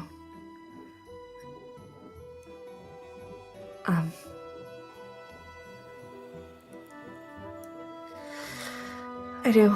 Like I said, you can always reach out to me. Come back here if needed. Take care of each other, okay? We will. Mira gives you a hug. Kara gives Miri the biggest hug back. I'll spy on you, and Good. At least once a day? yeah. Okay. Perfect. I look at Alistair over her shoulder. Perfect. And then Miri gives Maeve a hug, and also one of the flowers from Ray Eller. You can eat that. I'll save it for... I just ate. Okay. Thank you, Mary. Be good. No promises. Bridget will walk up to Maeve and just, in the back, there's that big tree. I planted some mushrooms back there in a little circle as a way for us to get back if we ever need to. I tried to make them like what Gunther has, the little, so you could remember him. Thanks, Bridget.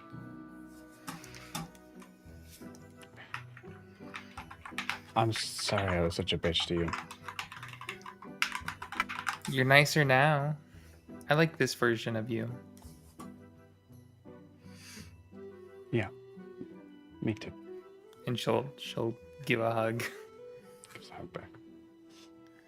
And then she'll move over to Kara and just go, you have a great daughter.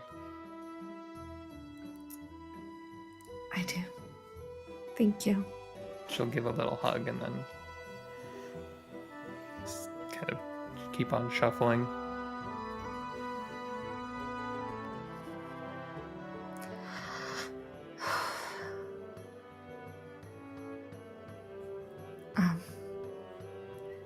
Thank you all. Again, I know I sound like a broken record at this point, but it really means a lot to me. It was worth it. All of it.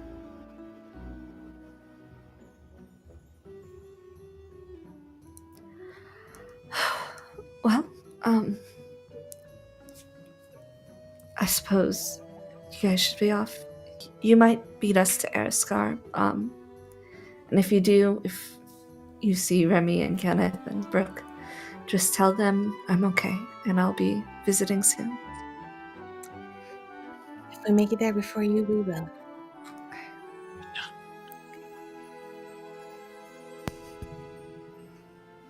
With that, you all kind of take a moment and trying to kind of figure out the best final goodbye, how to end what this was and begin what this is.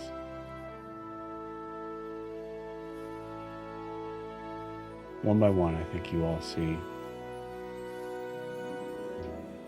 there is no right phrase, word.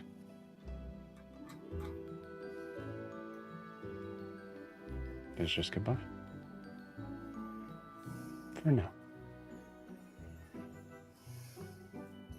As the gate opens, leading out from the property of the Valon mansion,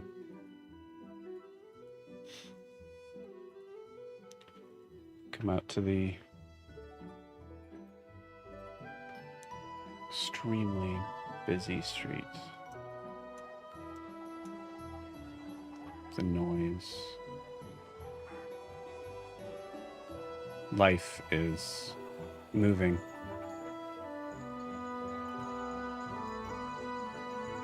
Adapting, changing, getting faster, getting slower, all around.